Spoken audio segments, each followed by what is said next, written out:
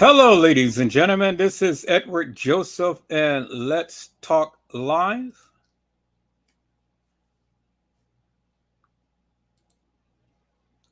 I got to make a change to this, peoples, real quick. Got to put this down. Okay, there we go.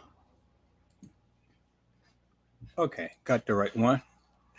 LaTasha Evans, why do you complain so much?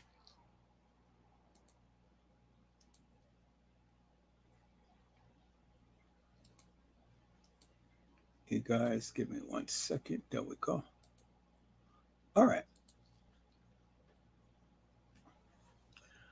All right, let's talk. Well, today, peoples, has been such an interesting day. I'm here, I am live, and I am going to talk about some things, peoples. Peoples, LaTasha Evans, why do you complain so much? You guys come on in.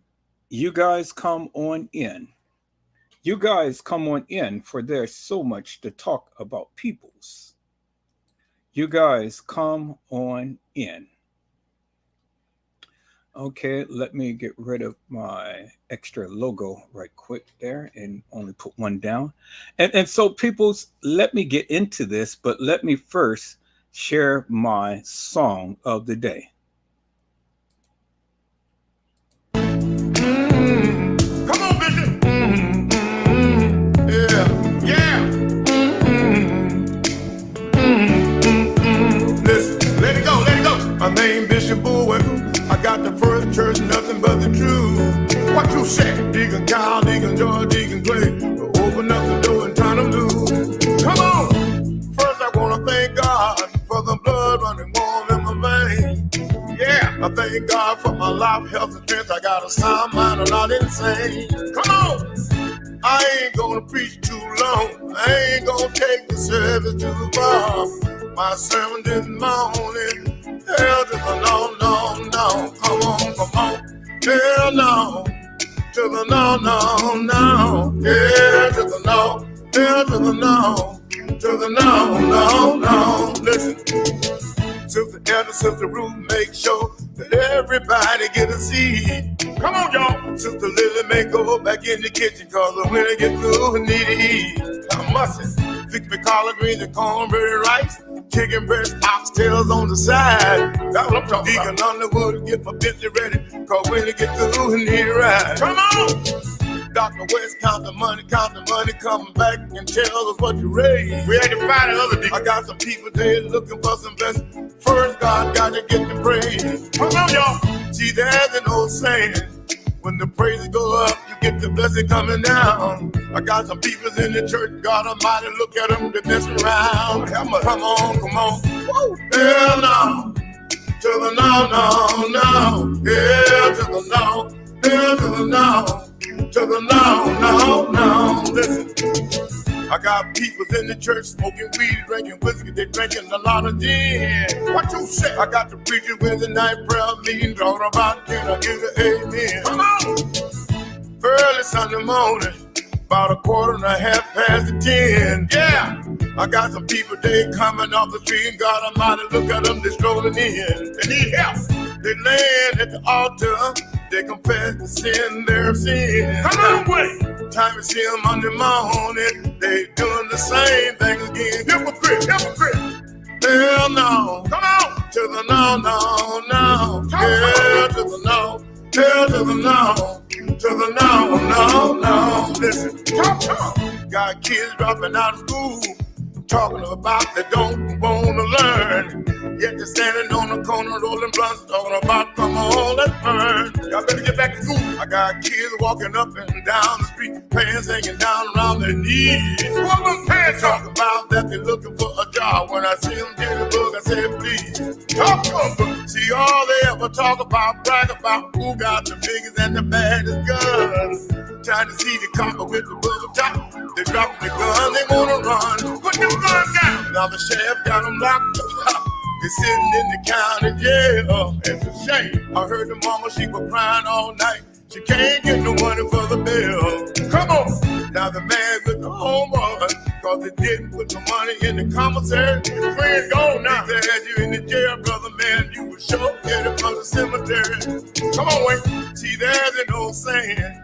let a hard head make a soft behind. Yeah! Well, since you did your crime, go on do the time. Stop the baby crying. Come on, come on. Hell no. To the no, no, no. Yeah, to the no. Hell to the no. To the no, no, no. Listen. When people talk about you, all you gotta do is let them talk much as they please. That's what they gonna do, y'all. Cause all you gotta do is get down on your knees. Tell the Lord about it. You tell God about it, and I guarantee you He will never leave you alone. Yeah. All you gotta do is tell the devil, hell no, won't you leave me alone? Devil leave. Hell no. Come on, Wayne. To the no, no, no. Come on, come on. Hell to the no. To the no, no, no. Come on. Hell no, no. To the no, no. To the no, no, no, no. To the no, no. To the no, no. Hell to the no, no. Hell to the no, no. No, no. Hell to the no. No, no, no, no. Hell to the no, no.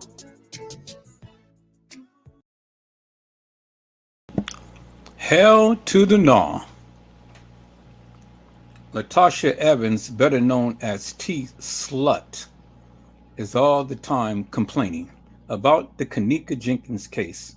And not only about the Kenneka Jenkins case, people, she's complaining about Edward Joseph and everybody else. And so my question is, LaTasha Evans, why do you complain so much, ma'am? Why do you complain? Because see, the thing is, you are the very one who started all of this madness. And so it's people like Edward Joseph that is going to stop the madness. And it's going to be people like Edward Joseph that is going to call you and Jig the pig out for the nefarious madness that you speak. And so now, if you didn't like what was being said, if you didn't like what was being done, well, then you shouldn't have never opened up your mouth in the first place. But see, you started this. You did. And so now the thing is, if you can't take what you dish out, don't dish it out. I said, if you can't take what you can't dish out, well, then the thing is, don't dish it out.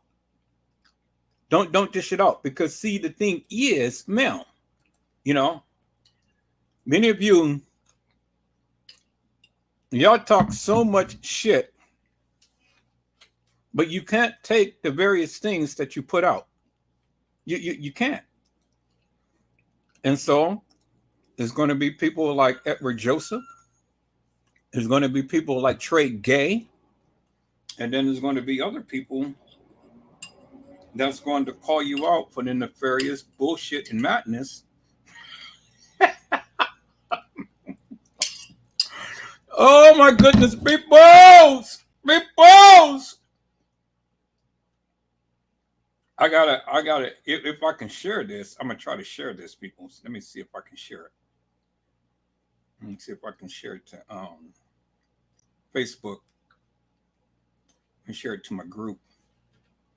So let me put it in my Kenneka Jenkins chat. Jig the pig. I'm gonna put down Jig the pig. Jig the pig. All right, so peoples, we're gonna go to my Facebook channel and we're going to see Jig the pig in action. Complimentary of a friend of mine's on my YouTube channel. I ain't gonna say no names because I don't want to get it riled up and things, but she know who she is. And she said that pig is worth $1 million. I think that pig is eating worth $1 million of food. But hell to the no, peoples. So let me share my screen, peoples. I said let me share my screen, peoples.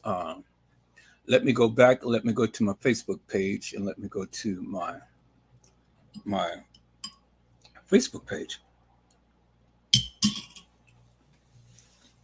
So, oh, I'm so happy. I'm so happy that all of that memory was cleared off my channel. So peoples, let's see Jig the Pig doing his thing. Is that all right, peoples? I said, is that all right, peoples? Let me go ahead and share my screen. But let me go ahead and put my banner up real quick because I don't want nobody to steal my content and proclaim as theirs. So let me go ahead and put my logo back up, peoples. I said I have to put my logo back up, peoples. There it go. All right. So I got my logo up. So when I'm sharing that banner or that screen backdrop, I gotta make sure I clear my logo so I don't have a double logo on there. Some people like to put in the bottom right hand corner, but see, I'm not like everybody. I like to have my logo on top. But let me see something here, people. So I'm gonna try something. Okay, let's see. I'm gonna see. Try a little something. Okay, so that is that, but that's a full. So then I can put myself up there. Then I can put myself right there, and then like that. Okay, so let me put myself up there so we can have a full screen. And then let me share my screen, peoples. Let me share my screen. Add the audio to that. Okay. No, I can do it. I can do it a different way. Let me just go and share my Facebook screen. Share that like that. Okay, there we go. Now I think you guys can see. Yeah, you guys can see it right there. Okay, so peoples, that is Jig the Pig. Well, let me see. I got to look at it and see which screen is better. So I'm gonna stop sharing and I'm gonna just share my full screen like that, and then I'm gonna put this up on full screen like that. And let me see which one is better. Because if whichever one is better, then that's the one I'm going to. That's the one I'm going to choose. All right, y'all come on in. Y'all hit that like button and stuff. And let me go here. Let me share my screen. And let me see if that's the same or if it's different. Okay, it's the same. It's the same. All right, so let me go back. Let me put my little insignia up there. And then I can just share the screen off of Facebook like that. And then if I need to enlarge it, let me see. If I enlarge the screen, I can enlarge it on here. Make it big like that. And let's see, did it come big up on the screen? Yeah, it did. Okay, cool. All right, so I can enlarge it up on the screen like that. That's cool. I don't want it too large, so let me reduce it down a little bit.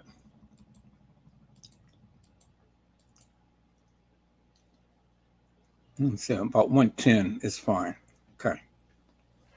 So, peoples, that is Jig the Pig doing his thing. Hell no to the no. You know? I said that is Jig the Pig that is doing his thing. And the content creator had said, well, the person on my channel has said that pig is worth $1 million. And I said, well, that pig is worth more than $1 million because that pig is eating up $1 million in food.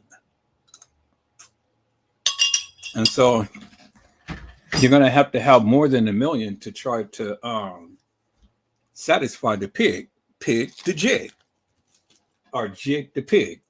Pig the jig or jig the pig, or stick the pig. However you put it, it's still a pig. No matter how you slice it,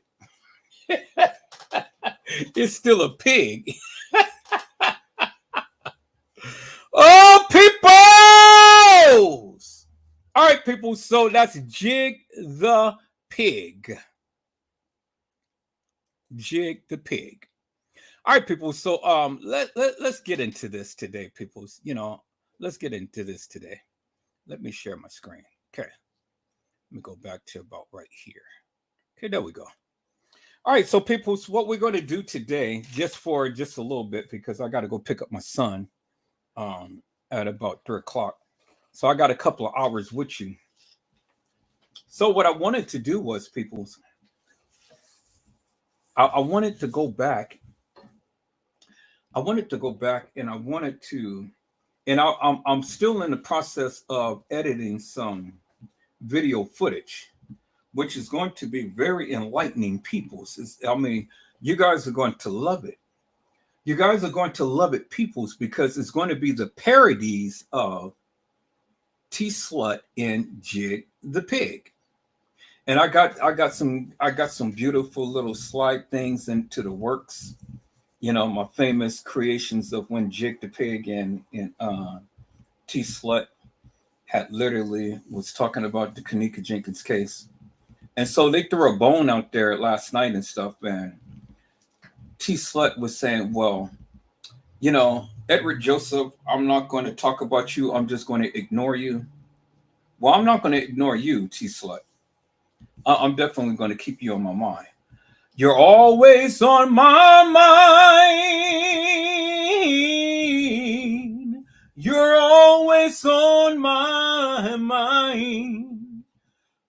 You're always on my mind. So, family, I need some more parody music. I need some more parody music because I've already got the hell no to the no, but I need a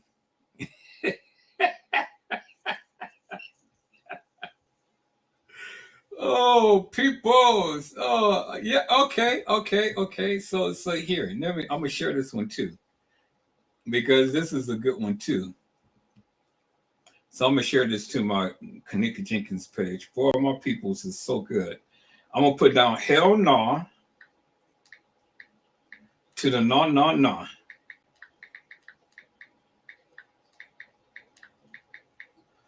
Okay, I'm gonna post that. So I gotta see if I can get that. I gotta see if I can be able to extract that and use that as a backdrop. Hell no to the no. Okay, so let me refresh my screen. It just sent. So let's go ahead and look at this one right here. My peoples is on it, boy. I tell you, my peoples is on it. So let me see if I can share my screen, peoples. Let me see if I can share my screen, peoples.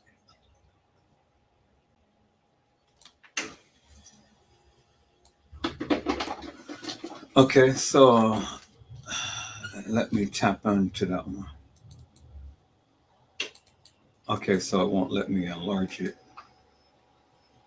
I can save the video, but can I save it and then post it up on something? So let me go and show you guys what was sent to me. This is the new parody that was sent to me, peoples. So let me go ahead and share my screen again. I love it when I got people working behind the scenes that can literally, help me out with this. So let me share my screen and let me go to Facebook. And then there it is right there. Hell no to the no. Hell no to the no.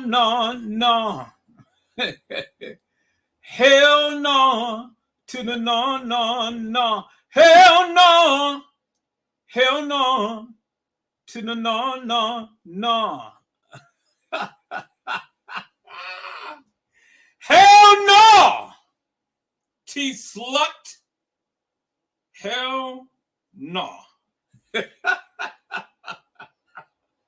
Go on and laugh your ass off, lady. Go ahead and laugh your. Is that funny to you? You got it, girl. You got it. Yes, yes, yes, yes. Hell no to the no, no, no. Now, if I could get this little video, or if I can just get a screenshot of that, and I'm gonna put hell no to the no, no, no. Oh my goodness, peoples. All right. So let's get into this, peoples. So that was hell no to the no, no, no. So, peoples, I've always wondered why T Slut always sits here and complain about the Kanika Jenkins case. And then complain about the people not believing her. I've always wondered that, peoples. Why is T Slut so up in arms about the Kanika Jenkins case and who talks about what? And she thinks that she is the bearer of truth. She is just like Casey Chloe Olvera Sanchez Medina. LaTasha Evans and Casey Chloe Olvera Sanchez Medina, they think that they are the gurus of the Kanika Jenkins case. I said they think that they are the gurus, but they only are the furus. They are the fubus. They are the foolish ones. They are the hilarious and nefarious peoples.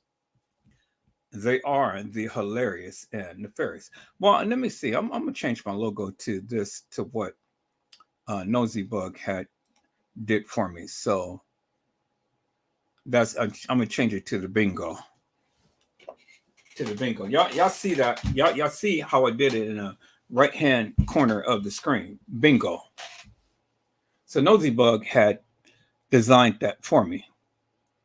Now, I don't want to really get on Nosy Bug because, see, you know, I got on Nosy Bug for a little bit, but then I backed off a little bit. So I think I'm going to give Nosy Bug a little bit of grace because she hasn't really been talking too much. So she fell back. So it's no need for me to get on Nosy Bug because she fell back a little bit. So that's good. That's a good thing. Nosy Bug had finally learned not to sit and challenge Edward Joseph because she knew that there was going to be some repercussions behind that. And so because she knew that there was going to be some repercussions behind that, well, then there's no need for me to expose Nosy Bug. And there's no need for me to expose Nosy Bug's real name. Do you understand what I'm saying? See, I know Nosy Bug's real name. I know a lot about Nosy Bug, but it ain't no reason for me to get on Nosy Bug because, like I said, I got on her. You know, she tapered back. She changed her screen name and stuff many times over. She took down all of that video footage off of her channel, and she stopped being hilarious and nefarious. But Nosy Bug knows that if Edward Joseph was to sit here and see some stuff that Nosy Bug is trying to do behind the scenes, well, then, you know, I'm going to start harping up on her too. And then I'm just going to expose her little government name. And I am going to go ahead and do her just like I'm doing LaTasha Evans. Because, see, LaTasha Evans has to understand peoples that Edward Joseph mean business. Now, if LaTasha Evans is all in arms because I'm using the name LaTasha Evans, well, see, peoples, in this world, there's a lot of LaTasha Evans. Do you understand? There's a lot of LaTasha Evans. Now, I could go as far as sharing her picture, but then Trey Gang has already did that for me. So it's no need for me to expose LaTasha Evans nor her kids because Trey Gang has already did it, peoples.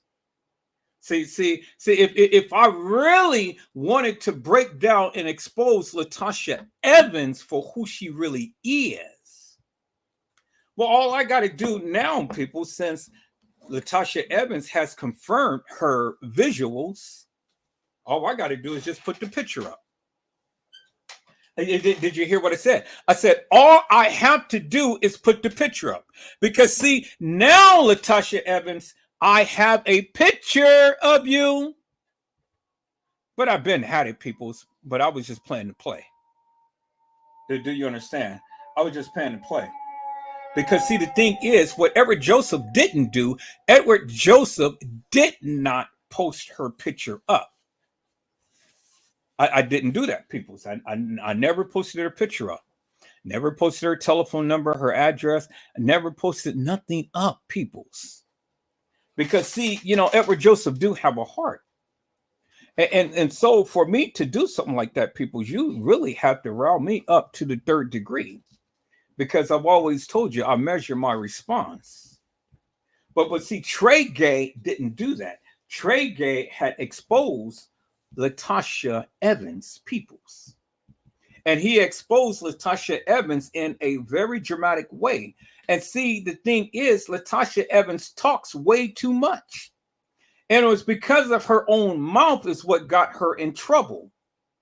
And so Trey Gay had literally exposed her.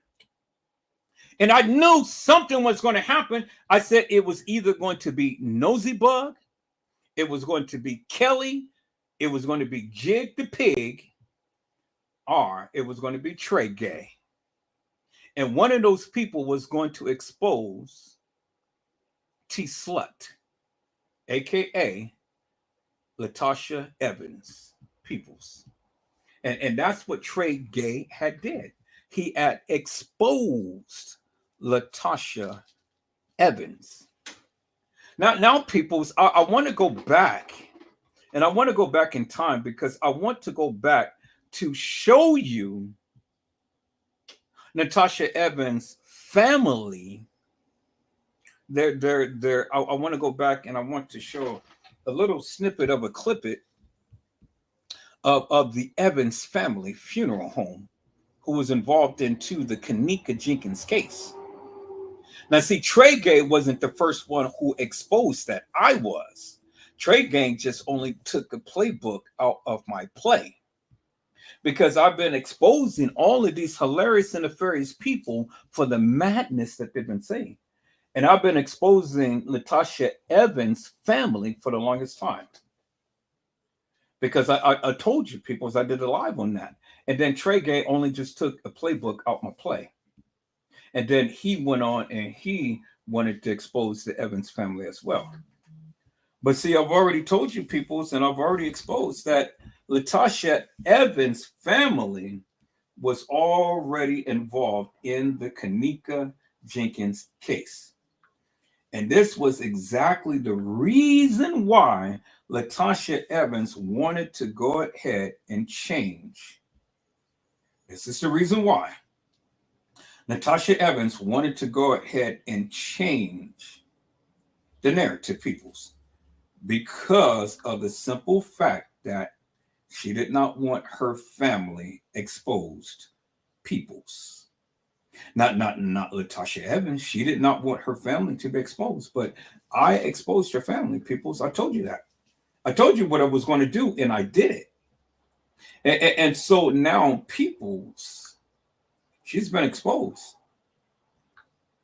But see, I didn't go as deep, hard, and heavy as Trey Gay did because I gave the girl some mercy.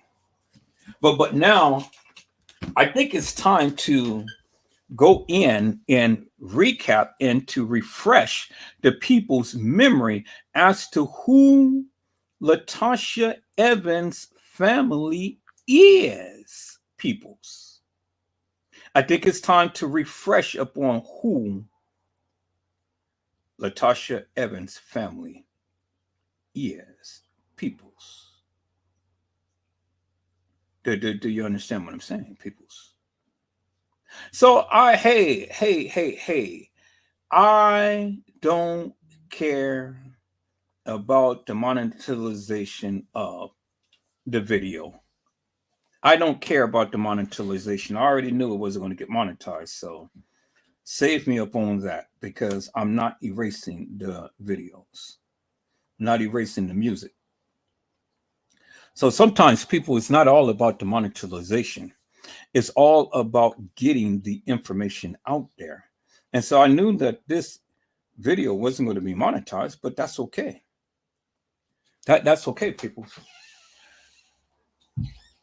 I'm going to expose again, peoples, why LaTasha Evans is trying to change the narrative. Because her family was involved in the Kanika Jenkins case. I found that out, peoples. I found out that LaTasha Evans' family was one of the funeral homes that held the body of one of the Kanikas. Did you hear what I said? I said that it was LaTasha Evans' family funeral home that held the body of one of the Kanikas. Yep, sure enough, peoples. They were involved. And this is one of the reasons why LaTasha Evans wanted to change the narrative. See, these YouTubers who has been connected to the Kanika Jenkins case are connected in some way, shape, form, or another because it was a business venture.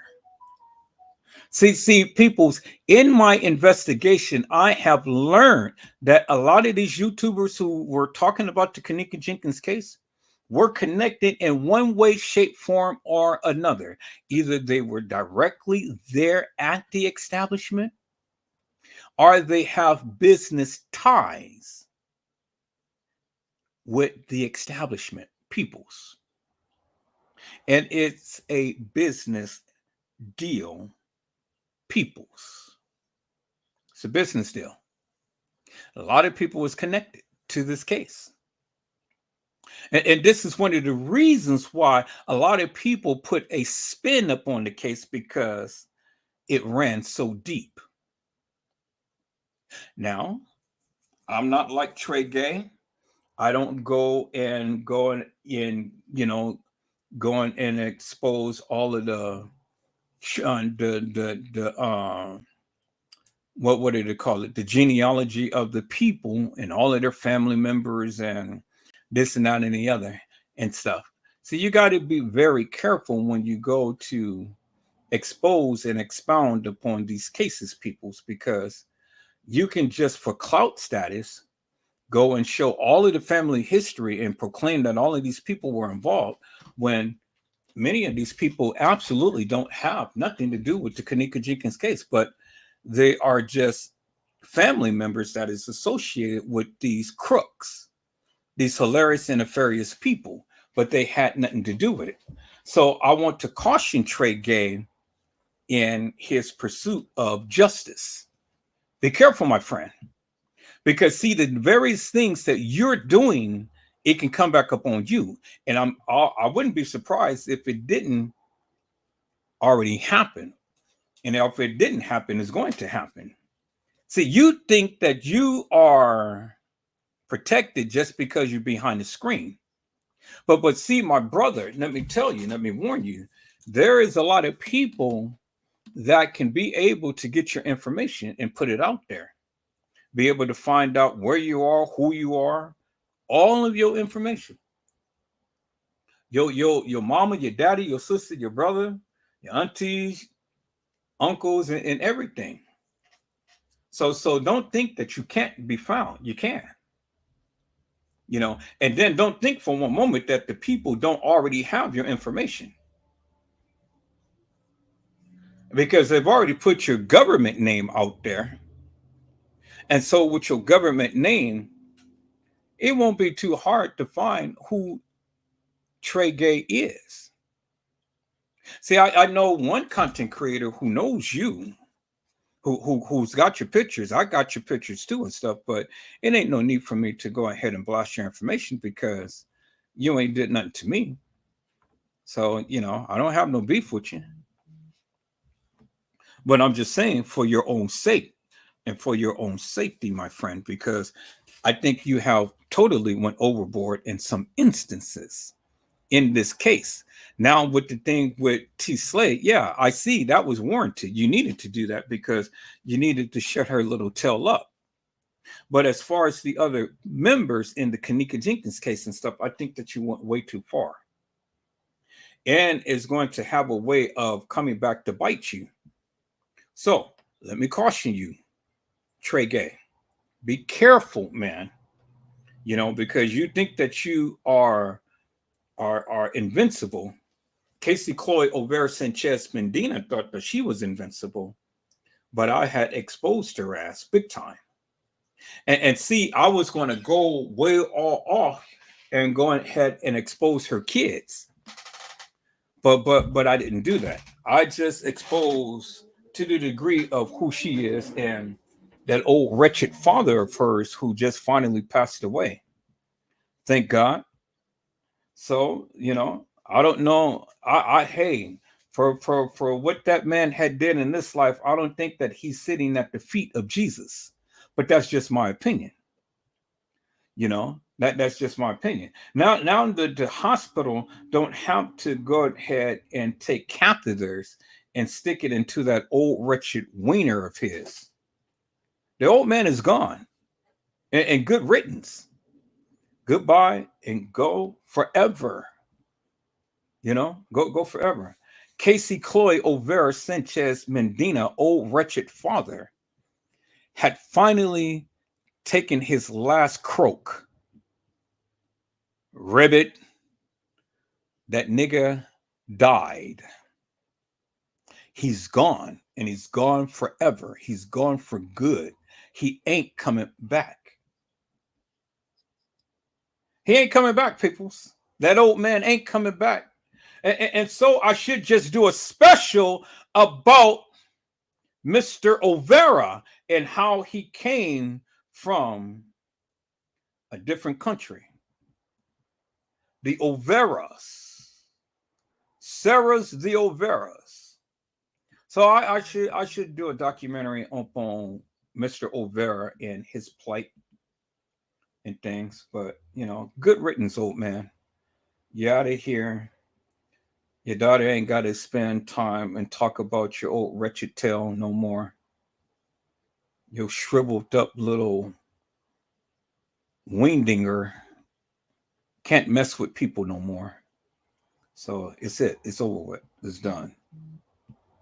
That old man has croaked the croak. And so they put the cloak up over his head and buried his ass 6 feet under, never to rise again, peoples. So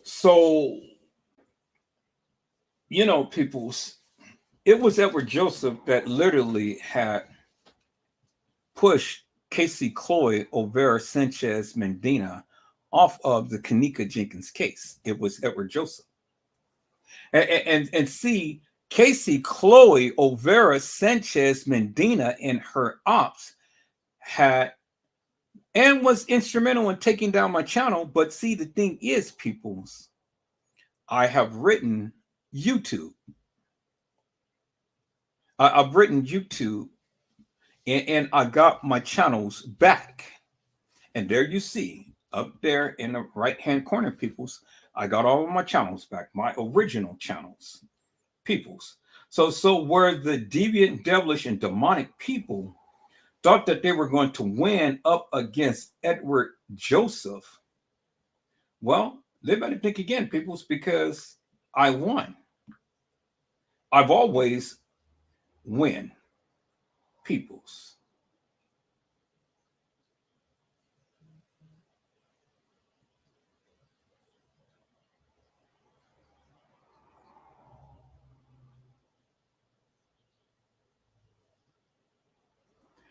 I always win, peoples.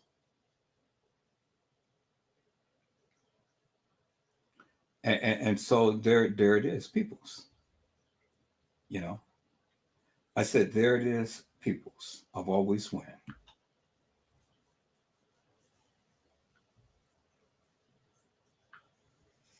And so let's see.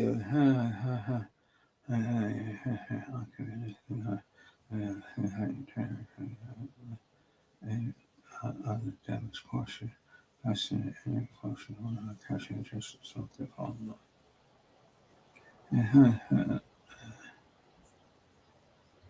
regarding any of that damage. Okay. All right. So I will forward this to them. Okay. Cool. All right. So like I said, peoples, they were instrumental in getting my channel taken down. But see, the thing is, I fought back and I won, and I got my channel back up and running. And so those suckers is over there reeling in their pants and things because they thought that they had me. Oh, they talk so much shit, and all of the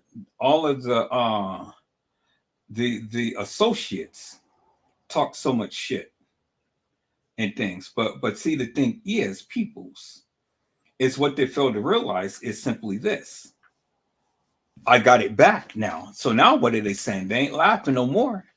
I said they're not laughing no more, peoples. You know?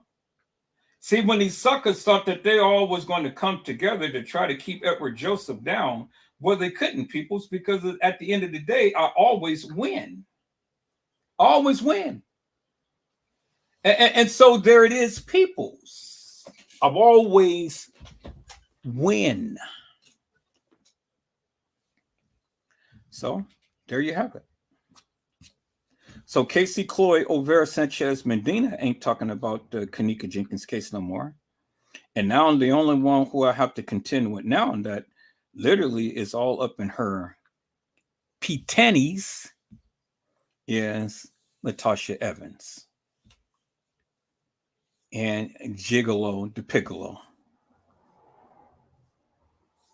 Custom Design ain't saying nothing no more, you know, so he had enough. So he had enough of me harping up on him. I got up on him for a long time. So, you know, he ain't talking about the case no more. So he know better. And then Nosy Bug, she ain't talking about it no more. She knows better. And now Kelly has finally had enough and she knows better. But the only one who's hard-headed is LaTasha Evans, aka T Slut. So I have to teach T Slut and Gigolo the Piccolo a lesson that Edward Joseph is not going to sit around and take their madness. They haven't learned yet. They haven't learned yet, peoples, but they will learn today. They'll learn today, peoples. Because if my name is not Edward Joseph, peoples, I mean business.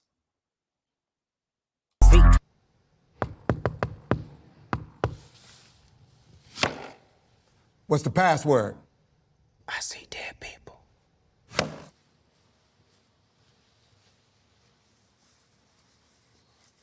You late.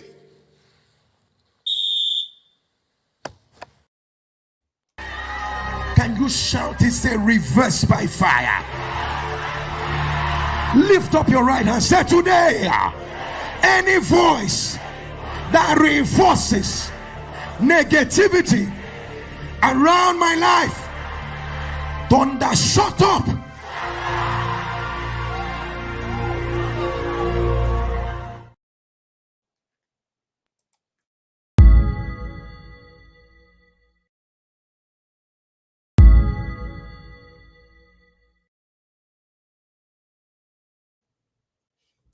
And so, peoples, that was the disclaimer for any videos that I have posted, any music that I have posted. This video is for research, for parody, for commentary, for reporting, for talking about the hilarious and nefarious people, for the madness that they have spoken, peoples. I said, that's what this is. That's exactly what it is, peoples. So let me Copyright disclaimer: under Section 107 of the Copyright Act, allowance is made for fair use for purposes such as criticism, comment, news reporting, teaching, scholarships, and research. Fair use is a use permitted by copyright statute that might otherwise be infringing. Nonprofit, educational, or personal use tips the balance in favor of fair use. And so, peoples, let me go ahead and share my screen. Let me go ahead and post that up for a moment. And so that way we can get around the hilarious and nefarious for the bullshit that they tend to want to bring peoples. So here's the Copyright Act, peoples. Oh, let me share my screen a different way so you guys can clearly see it visibly, peoples.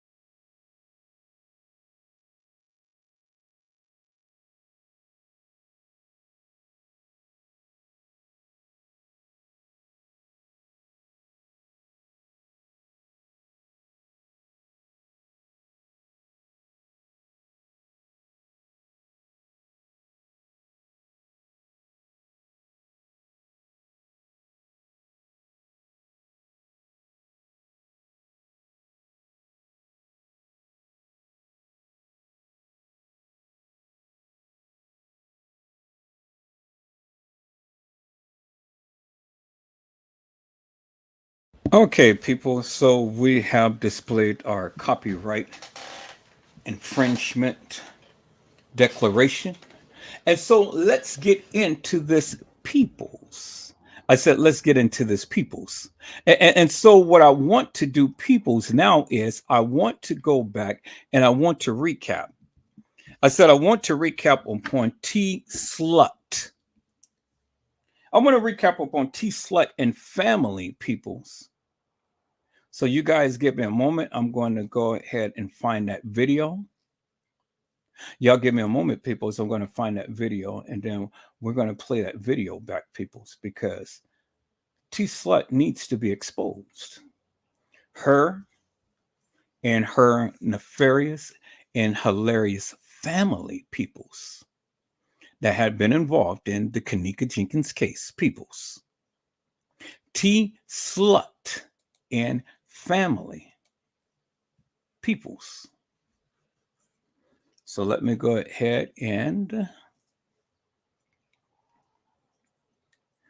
let me take a look at my content, peoples. Now, usually this is part I'll share, but now with all of the events that's happening, peoples, now I have decided not to go ahead and share my screen like that now and stuff because we got prying eyes, peoples.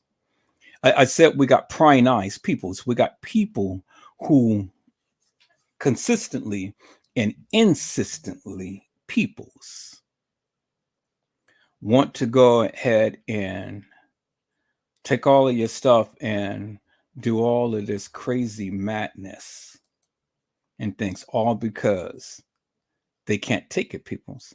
They complain so much.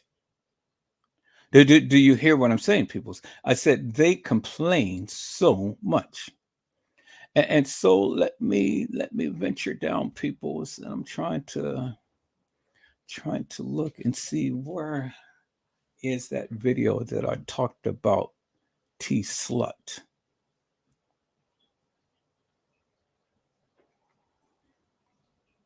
Talked about T Slut, peoples, and her hilarious and nefarious family, peoples.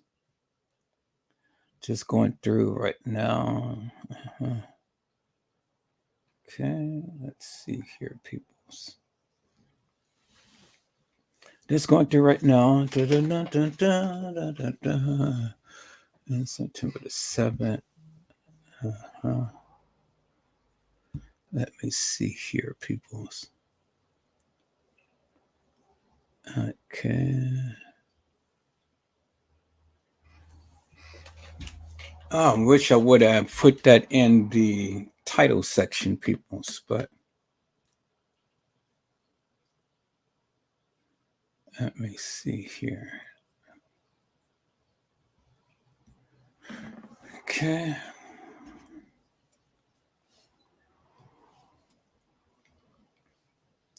Let me take a look at this here, peoples.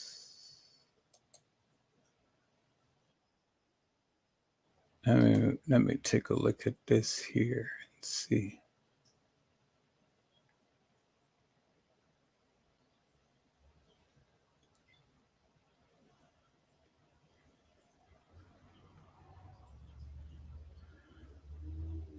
Okay, so that's not the one that I want to.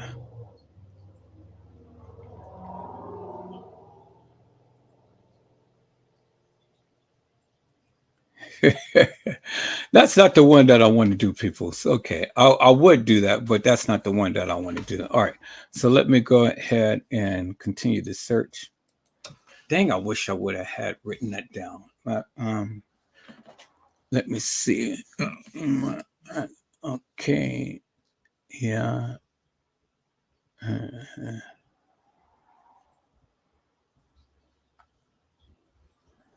Let me take a look at this one here.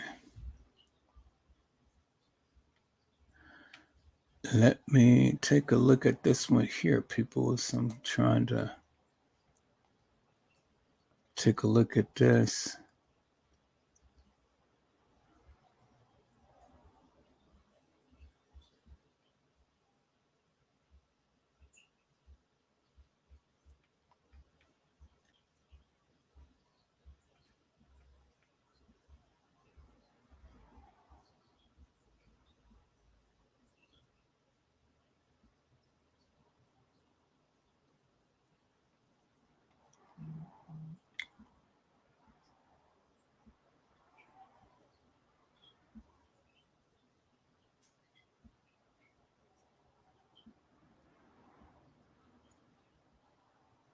Okay.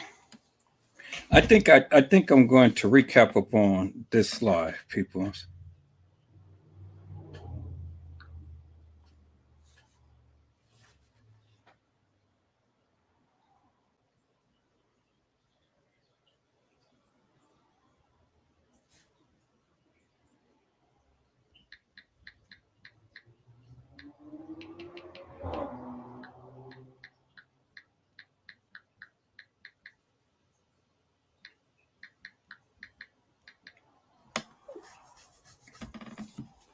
All right, peoples. I think I'm going to go and recap upon T. Slade. Don't be stupid. I will debunk Kelly's narrative. Now, this is not exactly what I wanted to do, peoples, because I wanted to go down and I wanted to talk about I wanted to talk about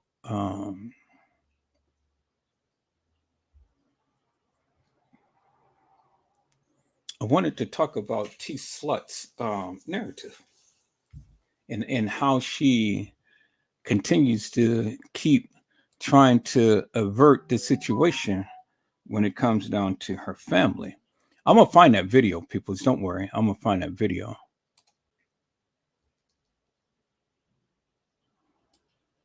Uh,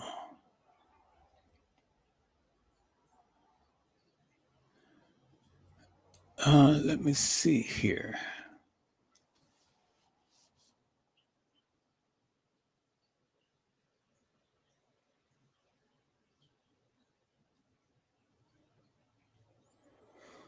I'm definitely going to have to do a part two to this, peoples, but because like I said, I'm going to have to pick up my son.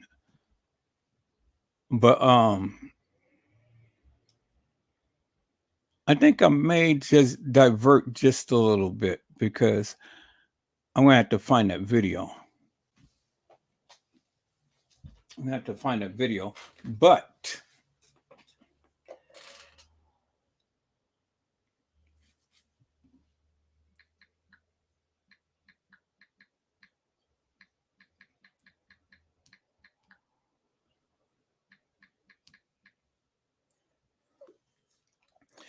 I see people's. I have literally did a shift, and purposely so, because of the simple fact that now everybody is focusing upon Bree Bree. You guys remember when I did the live, when I did the live about Bree Bree, and then me and Fresh Source TV had did a live, and we talked about Bree Bree. And so now everybody is wanting to come in, everybody wanting to focus upon Bree Bree. And why is that these content creators now all of a sudden want to focus upon Bree Bree? Well, I can tell you, but I can show you better than I can tell you. And so I'm going to get back up on Bree Bree, but for now, peoples, I'm going to show a part of this live, and we're going to go back and we're going to focus upon um we're going to focus upon this part of a live that I had did. We're going to recap. And I'm only doing this now because, again, like I said, I have to go back in. I have to find that video that I talked about T Slut and family. But I want to recap upon this as well because this has everything to do with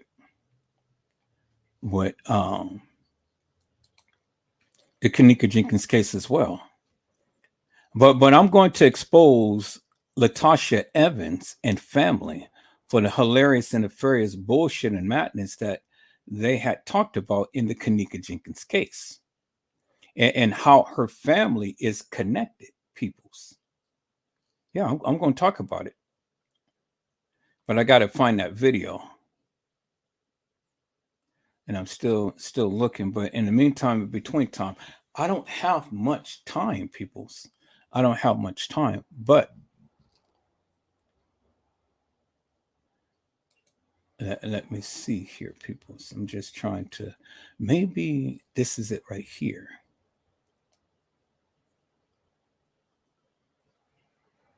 Maybe this is it right here.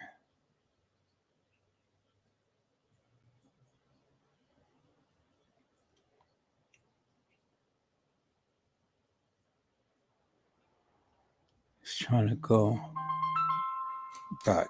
Y'all hold on for a moment.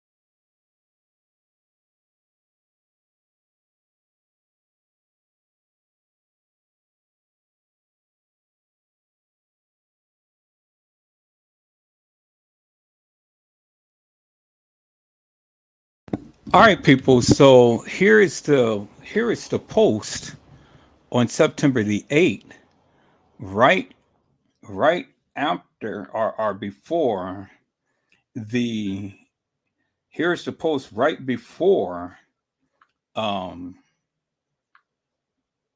here's the post right before they had went and had the what you call it thing the the um the people come out and riot at the establishment. Lenore had posted, Crown Plaza, hope y'all ready for tomorrow. We're coming strong and loud. Y'all just don't know. That was the wrong one. We will never give up. That this is a promise. With God got our back. I'm Kanika. And that, as you can see, is September the 8th at 1:22 p.m. September the 8th, well before September the 9th, peoples, and says, Crown Plaza, I hope y'all ready for tomorrow. So, peoples, here is the post right there. And that is indicative of the fact, peoples, that what happened to Kanika did not happen on the 9th. Kanika was already deceased. They already knew what happened to Kanika. And so all of that was a enactment, not no reenactment. Because see, people's the reenactment, you have to say that in order for it to be a reenactment, you got to say that this already happened beforehand. And it didn't. It didn't. It never did. And these are the things I've been trying to point out to the people. So you can sit here and you can say forever and a day that, okay, yeah, all of this stuff happened on the 9th, on the 10th, and so on and so forth, and all like that. But you've seen Lenore's post. And the post don't lie, because tomorrow means that they were supposed to be out in full force at the Crown Plaza. That was posted on September the 8th, peoples. The day after Kanika was killed. Do you see what I'm saying? So it didn't matter what Trey gave, what 54 keys, what custom designs, what Leno witness, Lord footage, what Casey Cloyo, Vera Sanchez Medina, what T Slut say, what Jig to Pick say, and whoever other content creator. You know, it doesn't matter what they say, peoples, because you can't get over the post. This is the post. And I got more evidence, peoples, that clearly and unequivocally will tell you and show you Kanika died on the 7th and not on the 6th. And I've been saying that forever and a day. And so you can sit here and you can still believe that Kanika died on the 9th and on the 10th or whatever and stuff, but that's so far from the truth, people. It's incredible. Because see, the thing is, that's receipts. That is Lenora's post that she made. Lenora Harris, peoples. And she already told the people, you guys be ready. You guys be ready. Lenora did that herself, peoples. Yeah, y'all want me to go back to that? There it is right there, peoples. There's Lenora Harris. There's her insignia at the time. And she said, Crown Plaza, I hope y'all ready for tomorrow. We're coming strong and loud. Y'all just don't know that was the wrong one. We will never give up. This a promise. Guess what?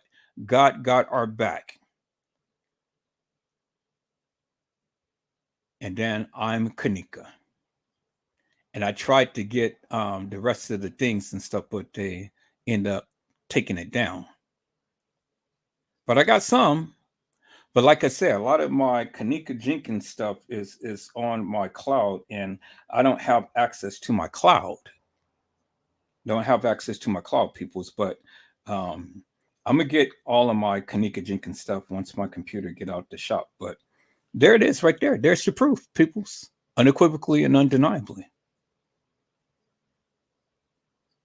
And then you see 642 people like and sad faces, and oh, it was a lot of commentaries. There was 8 comments, but then there were 76 shares. So and see, not only do I have the post, peoples, but I have video of Lenore talking.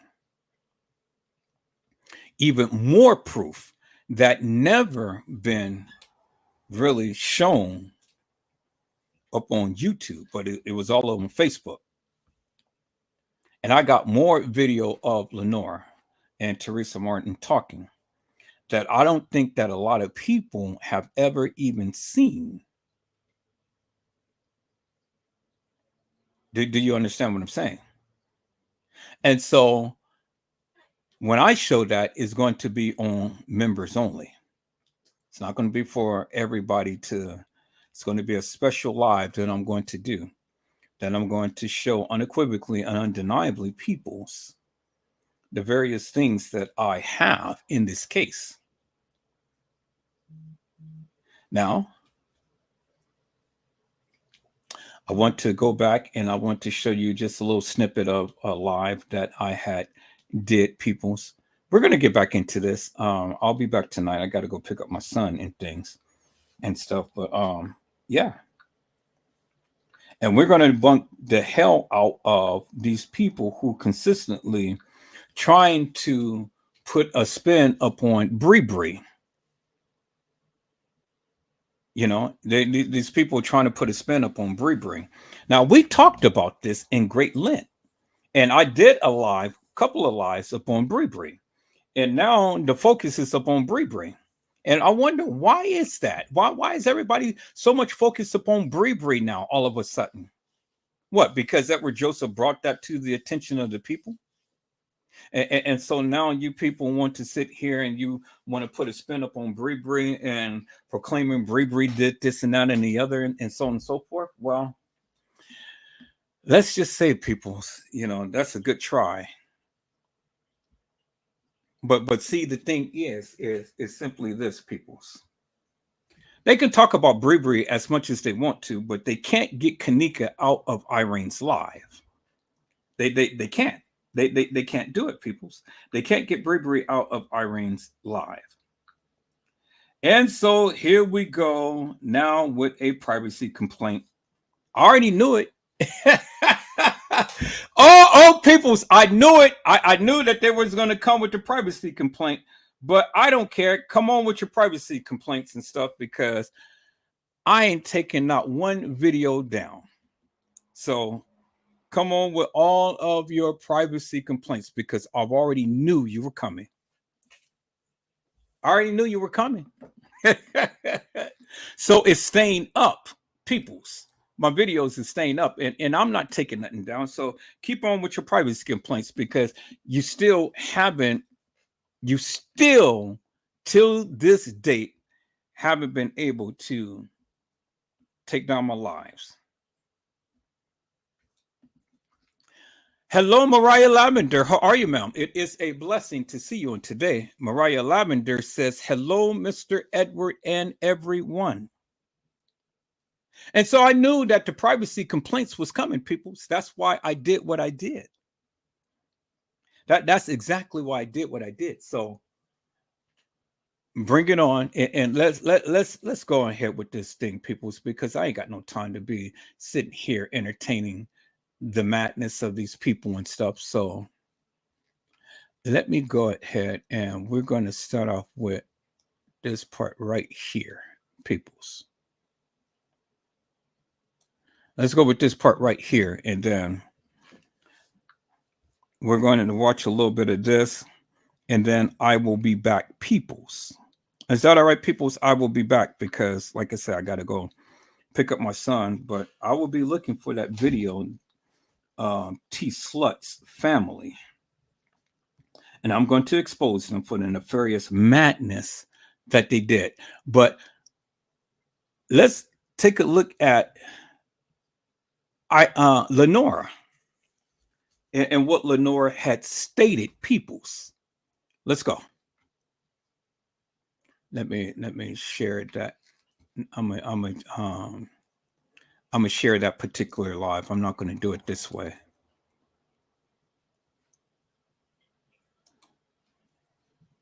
I'm gonna share my screen a different way so I can go directly to that live.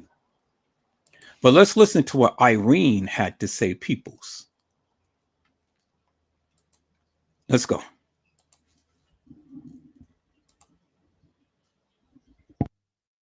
so hard that if you like that was crazy. It was like 10 of us out here. They did not say. Did they say anything else that what was in that freezer? Because why so long before somebody would go in the freezer and then hotel this stuff? We went in the freezer. It wasn't nothing in the freezer. But one little piece of ice in the freezer was warm when we got in the freezer. It wasn't even cold. They said they had just served it up. Even if it was out, it should still be in the cold freezer with all full of ice. Did they say anything about any obvious marks on her or anything like that? No, they didn't let us see her until they learned about it. We didn't see none down here. We only saw her from neck on up. And her hair was all over her head. It looked like she was spiked. I asked some friends how was her hair was when she left out the hotel. They said her hair was flat and straight down. And when I saw it, it looked like it was just all over her head. It didn't add up. It didn't add up.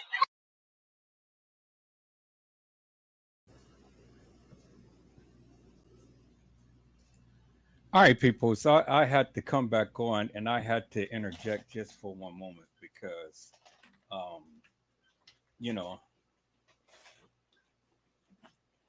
it's amazing to me, people. It is really amazing to what Lenora is sitting up here saying. It's amazing to me, people. What Lenora is sitting up here saying. She asked the people, how was her hair? Was it flat iron straight? Well, if she was the one who was supposed to have did Kanika's hair, well then she should already know that Kanika's hair was flat iron straight, right? Okay, so that's what I don't understand. And then there was another thing that was brought up earlier in the live and things that I thought that the people should understand, you know. And I said, Meg, you know,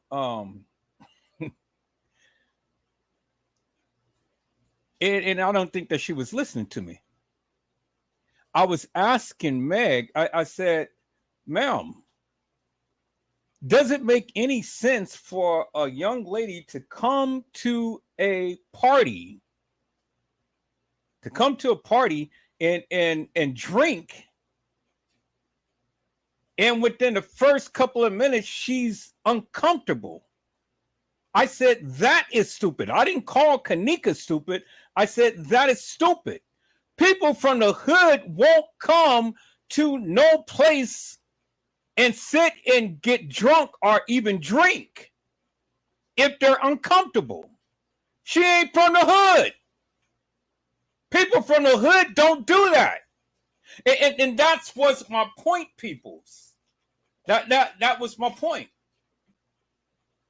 But obviously she didn't understand what I was saying because I mean I don't know. I don't get it, peoples. I don't get it. And then too, I don't know if you guys watched my last live that I had did before this one, but it was stated that Teresa Martin had said that Kanika was 110 to 120 pounds. But in the case files, it said Kanika was 135 pounds. But in the autopsy report, it stated that Kanika was 165 pounds.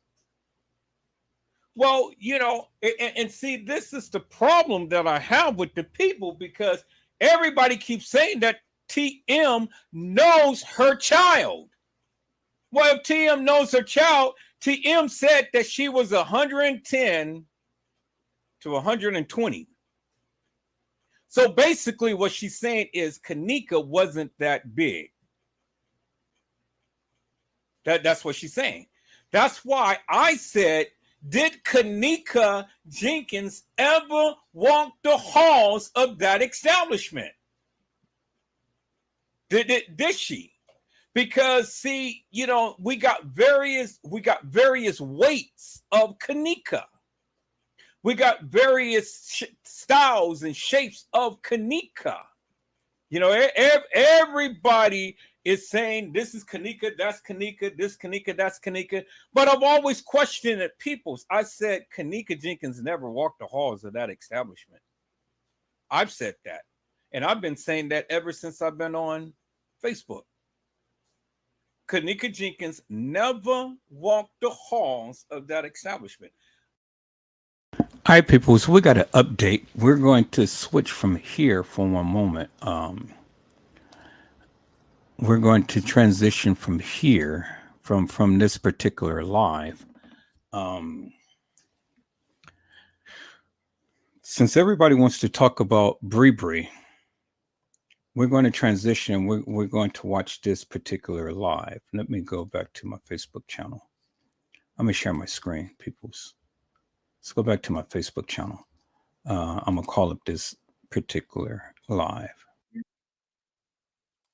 and let's take a look at what Monifa had said, because we're going to bring clarity out of confusion, peoples, when people want to sit here and they want to rag upon that they have the proof and the truth and all like this and stuff. Well, you know, we'll see, because see, T Slut wants to put out this narrative that Bree was literally that Bree was literally the one who had heard from Teresa Martin, and Teresa Martin had stated to Bree to take Kanika to the hotel. Well, see, people, that's far from the truth. And here is the proof. Let's listen to what Monifa had said, peoples. Because, see, you know, you one thing about these kids, peoples, they all the time testify to the things that they had did. So let's listen into Monifa. And I want you guys to pay close attention to the things that Monifa had said, peoples. And we're going to bring some clarity out of this. So let me share my screen this way, and let's listen in, peoples. Let's go.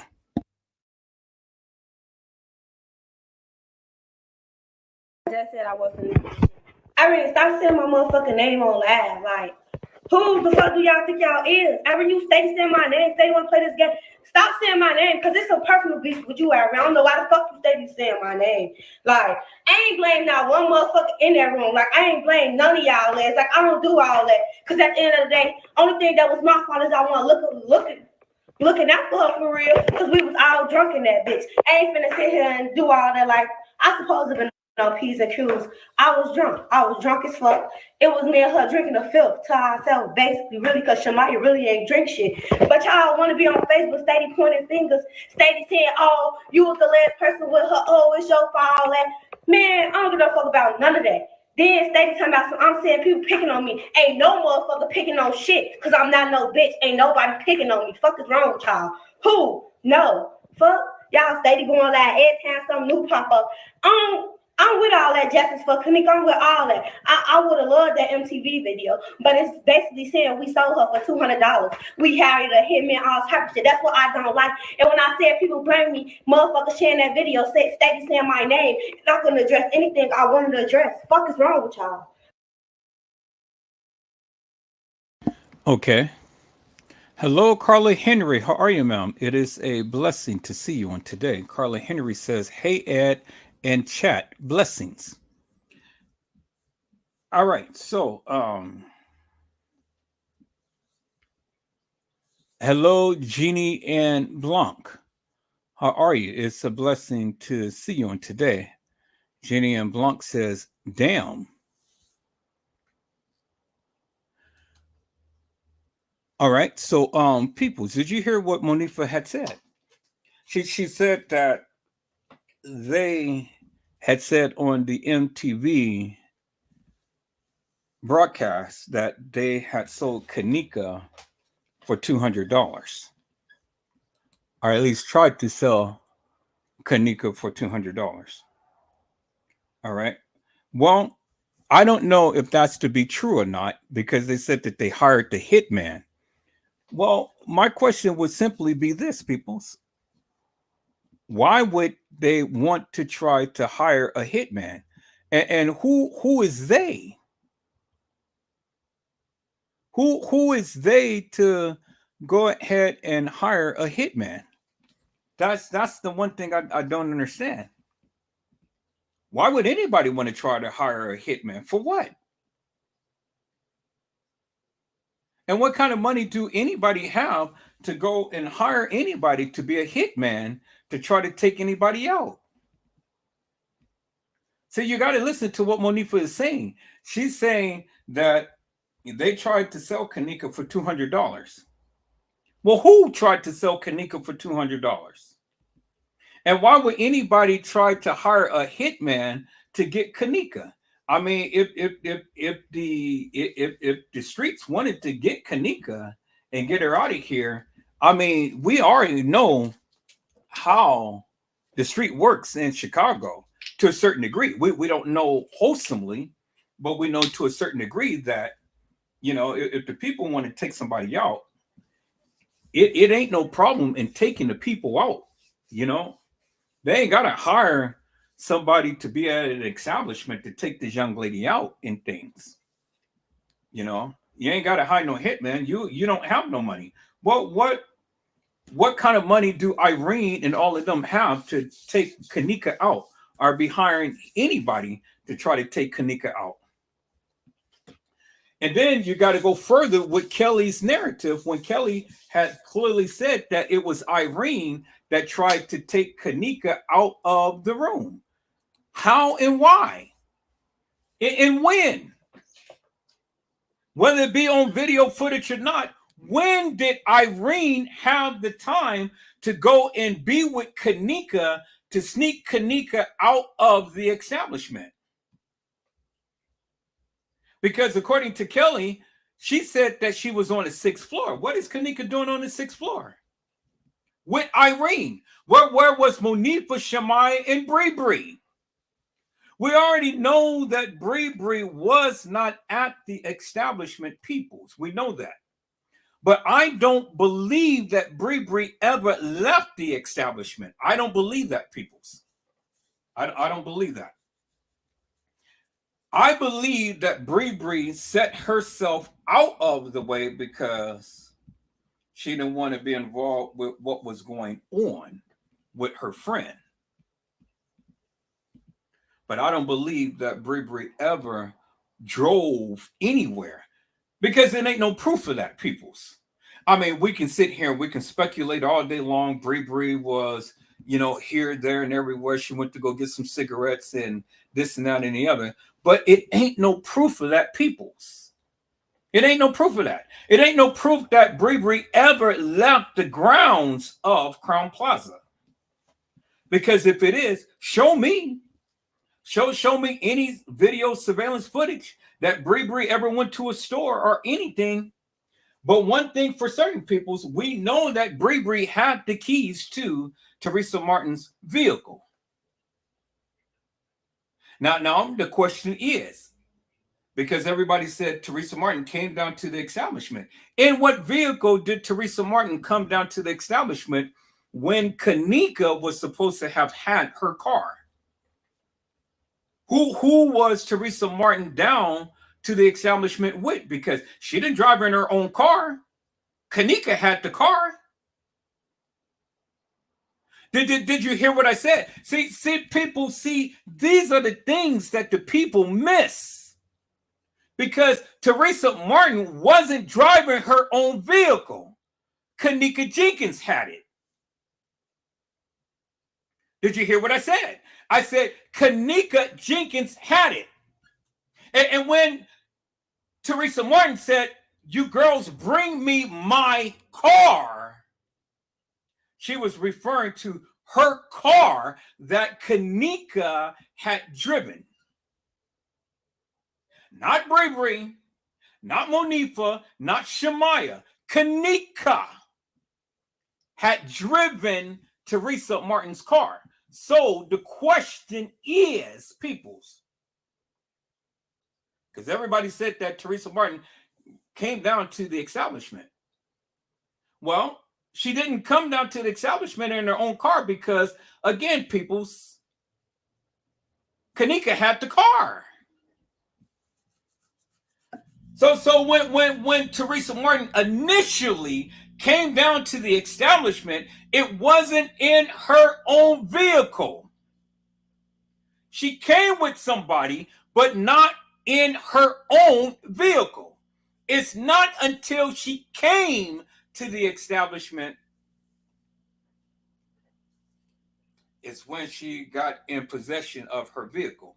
Because people's now, I don't believe that Bree had taken herself, Shemaya, and Monifa to Teresa Martin's house.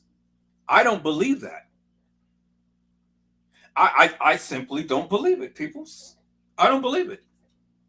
Now, I know it's all, the chatter and stuff. Everybody said, no, she told her to bring her car and she brought her car. Now, people see, when we examine that and we examine that thoroughly, you got to help me to make sense of this and stuff because, see, the time frame doesn't line up with what was going on in the video footage.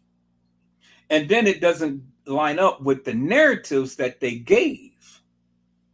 That's why I don't believe that they ever left the Crown Plaza to take TM her car when TM was already there at the establishment with someone else. See, nobody ever thought about that. See, I told you, peoples, I told you, I'm a very meticulous person. Very meticulous. And see, I listen and I learn. I learn to listen and I listen to learn. Do you understand what I'm saying, peoples? I've learned to listen and I've listened to learn. And the thing is, peoples, it strikes me as odd that Teresa Martin would have her own vehicle when it was already stated that Kanika came to the establishment in her vehicle, and Teresa Martin had called the girls and said, "Bring me my car." And she also went further to states that no one else drives my car other than me and Kanika because, again, my insurance doesn't cover no one else other than me and Kanika. So it'd be unlikely, peoples, that Teresa Martin would have given Bree the opportunity to drive along the expressway with a supposed donut on the car. Now, whose car had the donut? Was it Teresa Martin's car that had the donut? Or was it Kanika's car that had the donut? Somebody's car had the donut. And so if Bree wasn't going to drive a car with a donut on the expressway, well, then again, my question is simply this. Whose car had the donut on it? Because Bree did not want to be on nobody's expressway with a car with a donut. See, nobody thought about that either. So if they didn't drive a car with a donut, whose car had the donut? And when did they go and exchange the car with a car without a donut? Because at which point in time did Teresa Martin ever have time to get a tire changed? Because see, when we go back and we examine the time frame and the events that's happened, when did Teresa Martin ever have time to go get a change of a tire on a car? When she supposedly had came there early in the morning. Well, no tire shops is open early in the morning.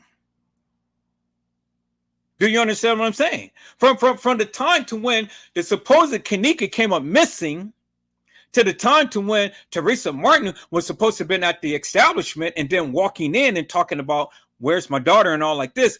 At what point in time did she have time to go and get a car tire changed? She didn't. So if you're saying, peoples, that they drove a car with a donut on it with all of those kids in it, damn near 30 to 40 minutes away from home, help me to make that make sense. Because if Bravery said, I'm not driving no vehicle on the expressway with a donut on it. So what that is telling me, peoples, is Bree was smart. Because the donut is not to be driven all around everywhere. It is a temporary wheel.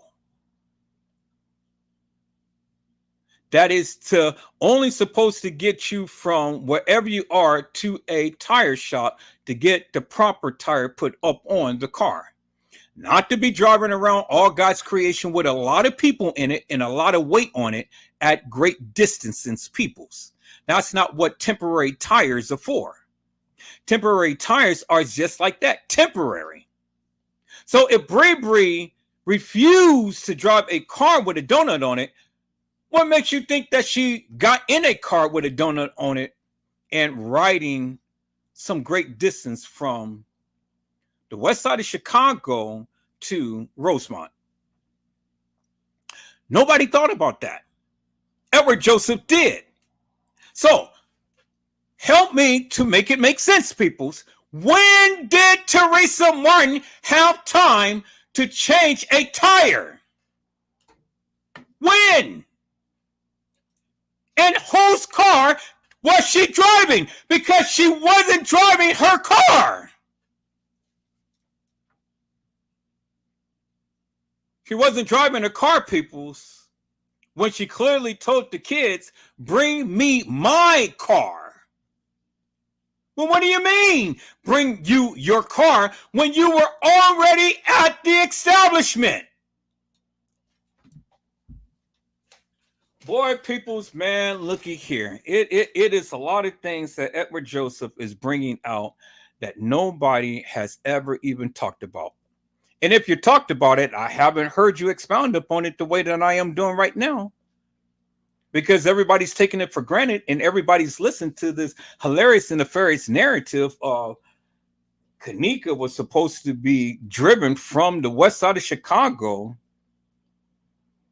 to the establishment in Rosemont. So you had T Slut sit here and say that Bree had driven Kanika's lifeless body to the Marriott. But peoples, help me to make that make sense. That shit just doesn't make no sense, because we know that the kids love to take pictures and videos. And so because they love to take pictures and videos, where is the pictures and video? You never seen it.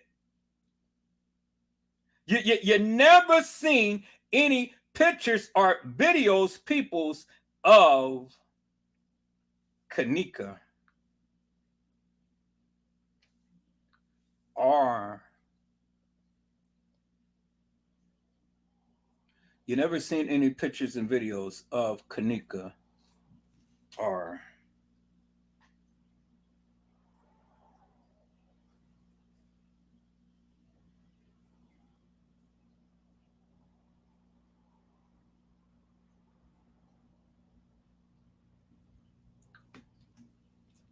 any of the other people at the west side of Chicago, peoples. You never seen it. You never seen it. So it doesn't make no sense, peoples. It really doesn't make no sense for Kanika to be unalived in a car that Burberry was supposed to have been taking her to the Marriott.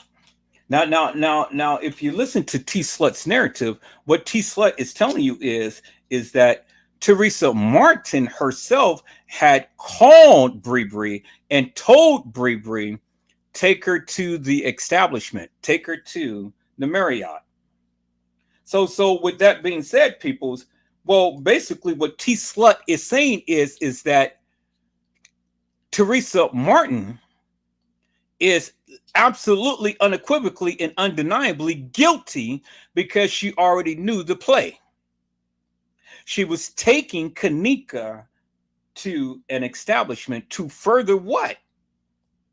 Because if Kanika has been deceased, according to Kelly, on the 6th floor at the elevator shaft, well, then help me to make this make sense. How in the hell did Kanika be transported from the party on the west side of Chicago if she was already deceased? How could Kanika be running inside of an establishment, according to Kelly, if she got killed at the elevator? Help me to make that make sense, peoples. It don't make no sense. So when the stupid people want to sit here and give a narrative about Kanika being unalive, first and foremost, who driven the car? How did the car get down to the establishment, to the Crown Plaza? Because that's where everybody was. Nobody was at the Marriott. The case files doesn't even reference the Marriott. But you got LaTasha Evans and Jake the Pig literally sitting here stating peoples that they were at the Marriott. So there are several questions that I have, peoples. When did Kanika ever be taken to the Marriott? And where is the pictures of Kanika being at the Marriott? What happened to Kanika at the Marriott? So Kelly, what happened to Kanika after you said that she died at the elevator? Those guys, they took my friend and they killed her. I knew that they killed her.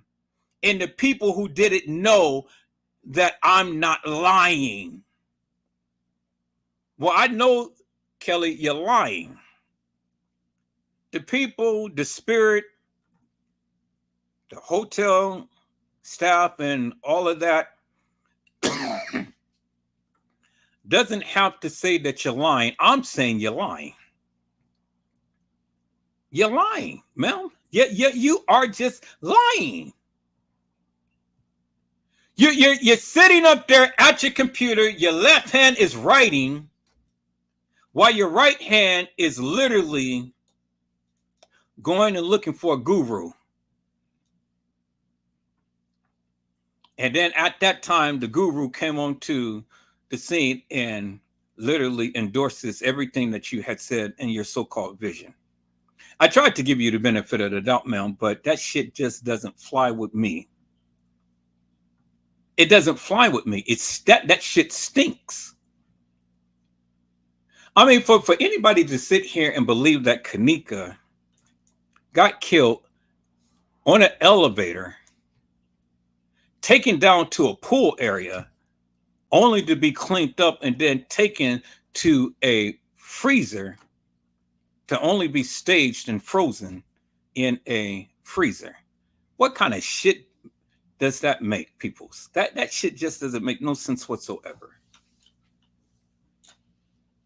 So first, Kanika is deceased in the car, and Bree was supposed to have transported Kanika's lifeless body to the Marriott. Then we got Kanika being at the Marriott. So wait. Let me back up for one moment. Let me back up for one moment because I'm for the challenge T slut LaTasha Evans on the stupid narrative that she gave. Now she said that Kanika and friends was at a party on the west side of Chicago. That's what she said. So, peoples, if Kanika was at a party on the west side of Chicago, help me to make this make sense. Why would they even bother to take Kanika to an establishment when they already have her?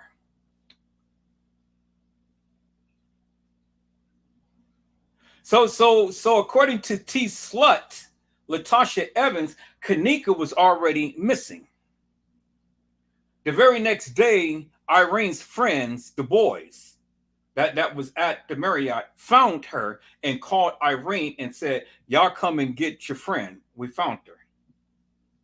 What do you mean you found her?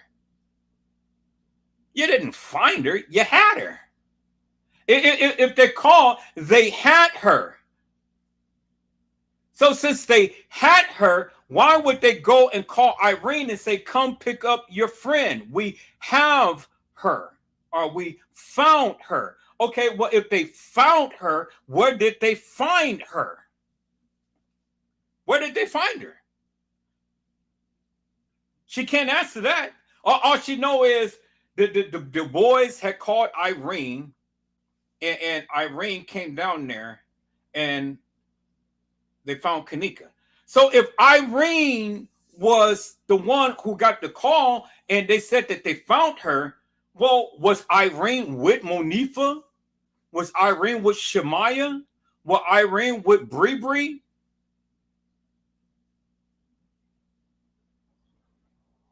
Because you said yourself, T Slut, that they called Irene. And Irene came down there to go and retrieve Kanika. But this is where it gets interesting. She said that Bree said that I'm not driving on no expressway with a donut on the vehicle. And T Slut had said that TM had told her to go ahead and take her to the establishment.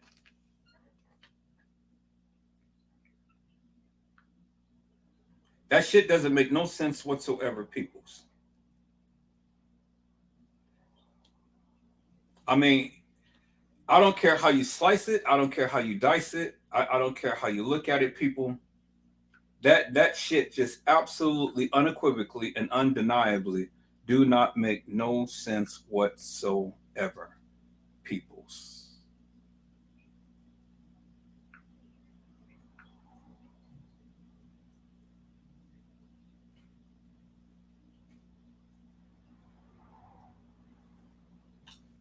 So now, which brings me to my point right here. How in the hell did Bree, Monifa, Shemaya, or anybody for that matter, ever get Kanika from the west side of Chicago to the Marriott or either the Crown Plaza, peoples? Who car did they drive, and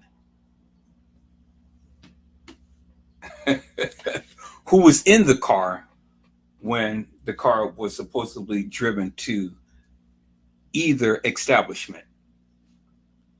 I'll wait. I said I will wait. Let's listen to what Monifa had to say, peoples. Hello, Gina, to you. How are you, ma'am? It is a blessing to see you. And today, Gina to you says, greetings, Edward, Carla, and Mariah.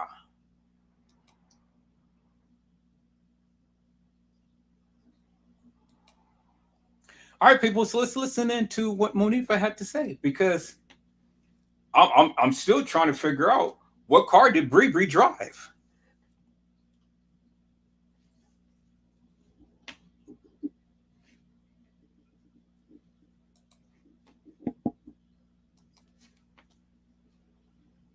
Like, don't play with me. Fuck, I don't give no fuck about none of that other shit. Oh, invite to a party. It ain't even about that. Like, I really wasn't blaming them. Okay, I don't want blaming nobody except the hotel. Like, I wasn't blaming Irene. I didn't blame Shamaya. I didn't blame none of their ass. But yet, motherfuckers hop on live. You was the last person with her. Oh, this and that. What? Y'all want to throw me under the bus so bad? I never blame Shamaya. I never blame Irene, Chicago. I never blame none of y'all. But y'all so quick to say my fucking name. Why? Why? Why? And I can address anything talking about some clout. I want some clout. I want some attention. I'm always feeling like somebody pick with me. I ain't feeling like nobody pick with me because me and Kanika been friends since I was at Johnson. We been like this. We got years in this, Lord. Y'all just knew her. If y'all wanted me to be that, like, take it that way, I could have. Y'all, they steady calling me. Like, y'all ass don't know her. If I wanted to be technical with y'all grabbed me and said all that, like, y'all don't know her. I ain't do none of that. Then y'all hop on this bitch and say my name. You was the last person with her, or this and that. I was drunk. What the fuck? I'm always drunk. I was drunk. I couldn't even watch my damn self. The fuck? But yet y'all so quick to get on this bitch Monifa. Monifa this, Monifa that. Monifa always said somebody pick with her. Monifa wants some attention. This is my best friend. I can post her how many times as I want to. I miss her. What you expect? Fuck steak. I really steak Monifa this, Monifa that.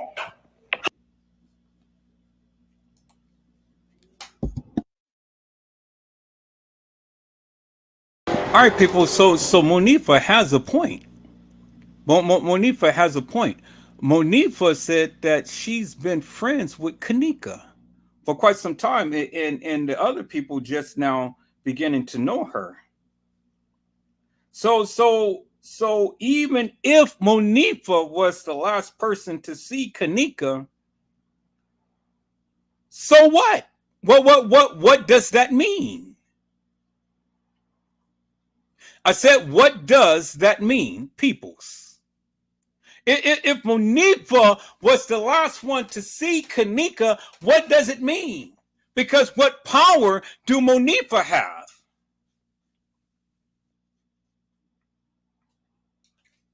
Y'all act like these kids have a whole lot of power to do a whole lot of shit. And these wasn't nothing but babies. These were kids. They were babies. So what power did they have, peoples? Even if Monifa was the last to see Kanika, so what?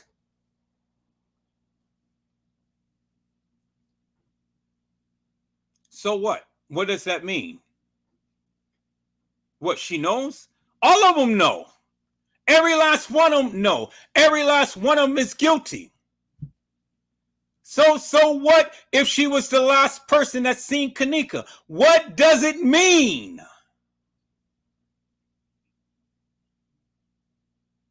What does it mean?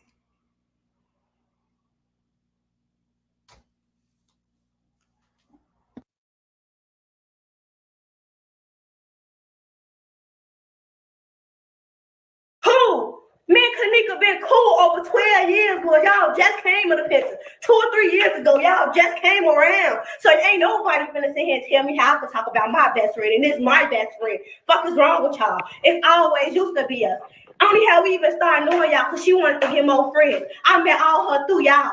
If y'all want to be tactful, I met Kanika through y'all. It was used to be just us. Always just us. We never hung with nobody until she said she wanted a new friend. And when she got a new friend, me and her fell out because I ain't like bitches. That's what happened. When she started making new friends, me and her fell back off each other. But when we came back, we always bounced back. Fuck is wrong with y'all? Y'all getting on this bitch, steady saying my name. I was the last one with her. I probably was the last one with her. I'm thinking she walking back in the room with me. I didn't think to look back to see if she was behind me. I'm drunk as hell. But when I seen she wasn't behind me, we started looking for her. I really could stop saying my motherfucking name on live. All y'all let's can stop saying my name on live because ain't nobody gonna do shit to me. The fuck is wrong with y'all? I don't even do this facial shit. And then y'all steady blaming each other. Y'all ain't even blaming each other. Y'all blaming me. Like, I did not once blame y'all, though. Like, I never said it's y'all fault. Never said Irene it's your fault. Never told Shamaya it's her fault. I never said it was none of y'all fault. Fuck is wrong with y'all? Like, that shit so irritating. I just said I'm not finna go laugh or none of that. But, bro, if y'all want to be technical, y'all don't even know Kanika for real. Y'all don't know Kanika for real. Me and Kanika been best friends since 12 years, Lord. Y'all steady talking about I'm always saying somebody picking with me. I want some clout. This ain't no clout shit. I don't like how they just... Like, I would have been happy as hell for that MTV. But Baxter's Gay said her friends sold her. We hired a hitman saying we sold her. Yeah, I'm going to be pissed off. And people sharing that shit, saying my name, so I'm going to clear that shit up. I'm going to address it. So can't nobody tell me shit. I can say what the fuck I want to say, regardless. So, like, I'm trying to see. Motherfuckers were like, what up? Like, I'm just saying, like, what? I never blame none of y'all ass. Y'all ass so funny getting on this bitch want to say my name. That shit so petty. It's bogus and it's petty. Like, that shit so petty. I always come about, I'm thinking somebody pick with me. Can't no motherfucker pick with me. Fuck you talking about. I get busy for real. And I used to out here stabbing motherfucker. So if you ever feel like I say somebody pick with me, ain't nobody picking with me. Y'all want to voice y'all opinions, I'm going to voice mine. Fuck is wrong with y'all? I never felt like nobody was picking with me. On Q1, I never said nobody was picking with me. I said motherfuckers got on here sharing that shit, saying my name. Fuck is wrong with y'all? Y'all always want to make it like I'm one of some how I'm a coach on my best friend. Fuck, y'all don't know her. Y'all don't know Kanika for real. Y'all just start coming around. Y'all don't know her. Fuck, a motherfucker can't even tell me shit. Y'all just knew her fucking favorite color.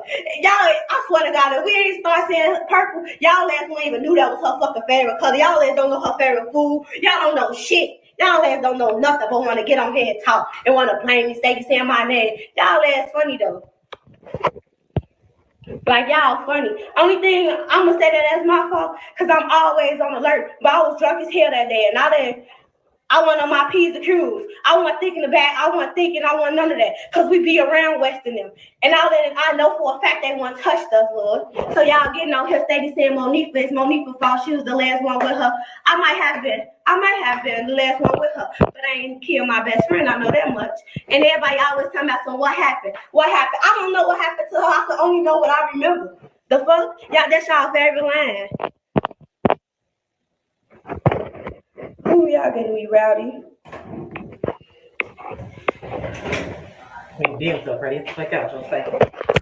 Shut up. Tell me I made my own self get rowdy. Girl, but yeah, I don't know. Oh, it's probably over here. But yeah. I don't know. You just gonna have to bear with it. But that's just so stupid. Like, I don't like that. I can't find it. You gotta keep looking shit. I said I can't find it. But yeah, like bro, stop playing. Call me when you get. Oh damn, it is right here. I'm tweaking. I said I'm tweaking.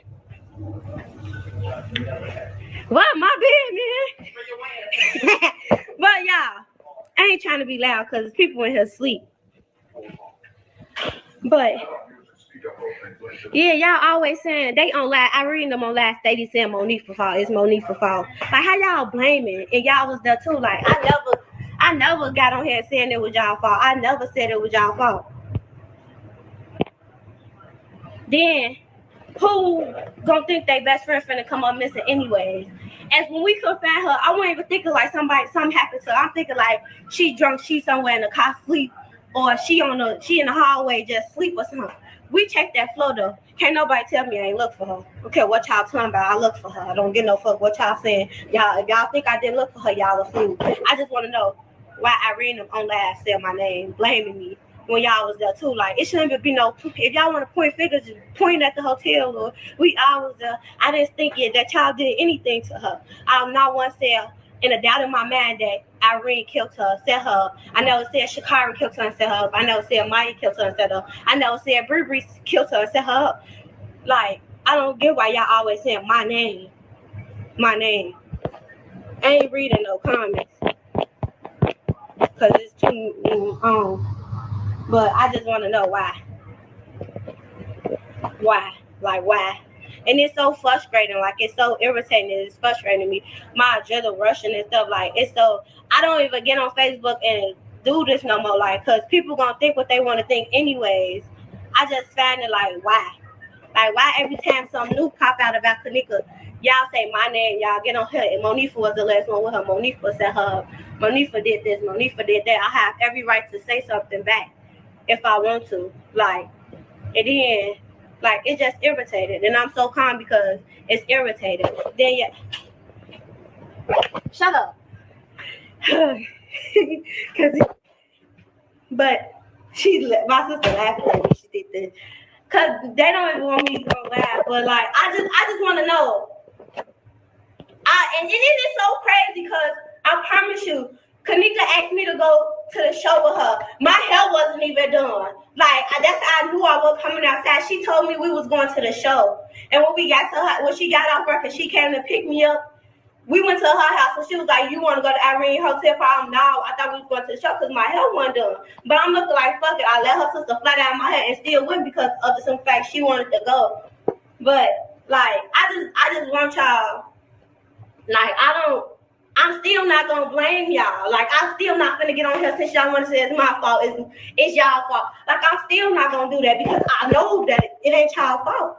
It ain't my fault either. But only thing I could say is I wasn't watching my best friend how I should have. But at the same time, y'all gotta get what I'm saying. Like, I was drunk too. So if two drunk people, like, when you thinking, like, you're not gonna, like, I wasn't thinking like something happened to my best friend. I wasn't thinking it. When she went in that room with us, I'm thinking like, oh, let's go look for her. She probably somewhere sleep on the couch or somewhere. She went in the car. But I guarantee you not. Me, Shamaya, and Riri, we looked for her. We was in places we weren't even supposed to be.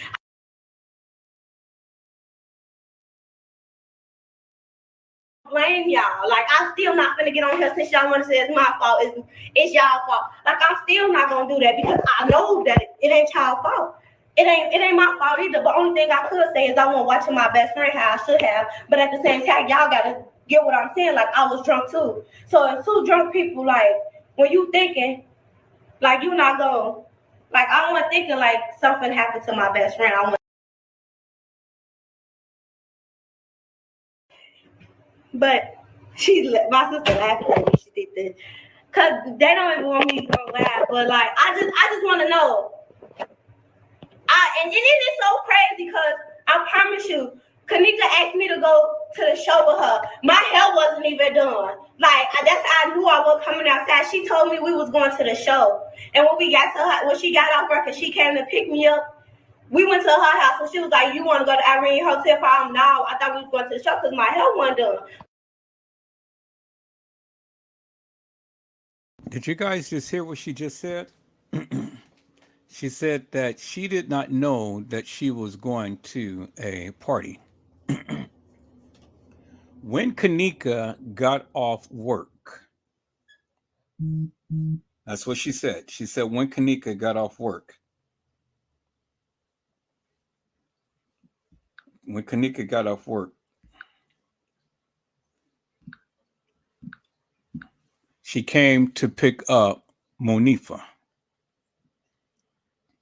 That's what she said, right? That's what Monifa had said. When Kanika got off work, she came to pick up Monifa.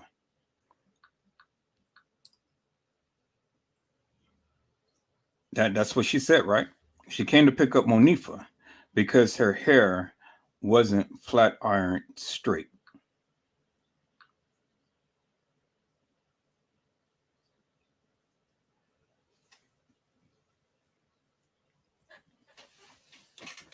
So let me replay that again. Let me replay that again because T Slut is trying to say that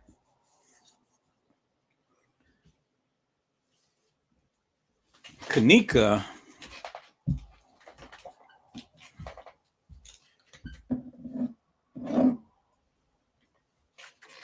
well, T Slut is trying to put a different spin up on all of this. Monifa had just told you what Kanika did. Let's play that again because Monifa had said this.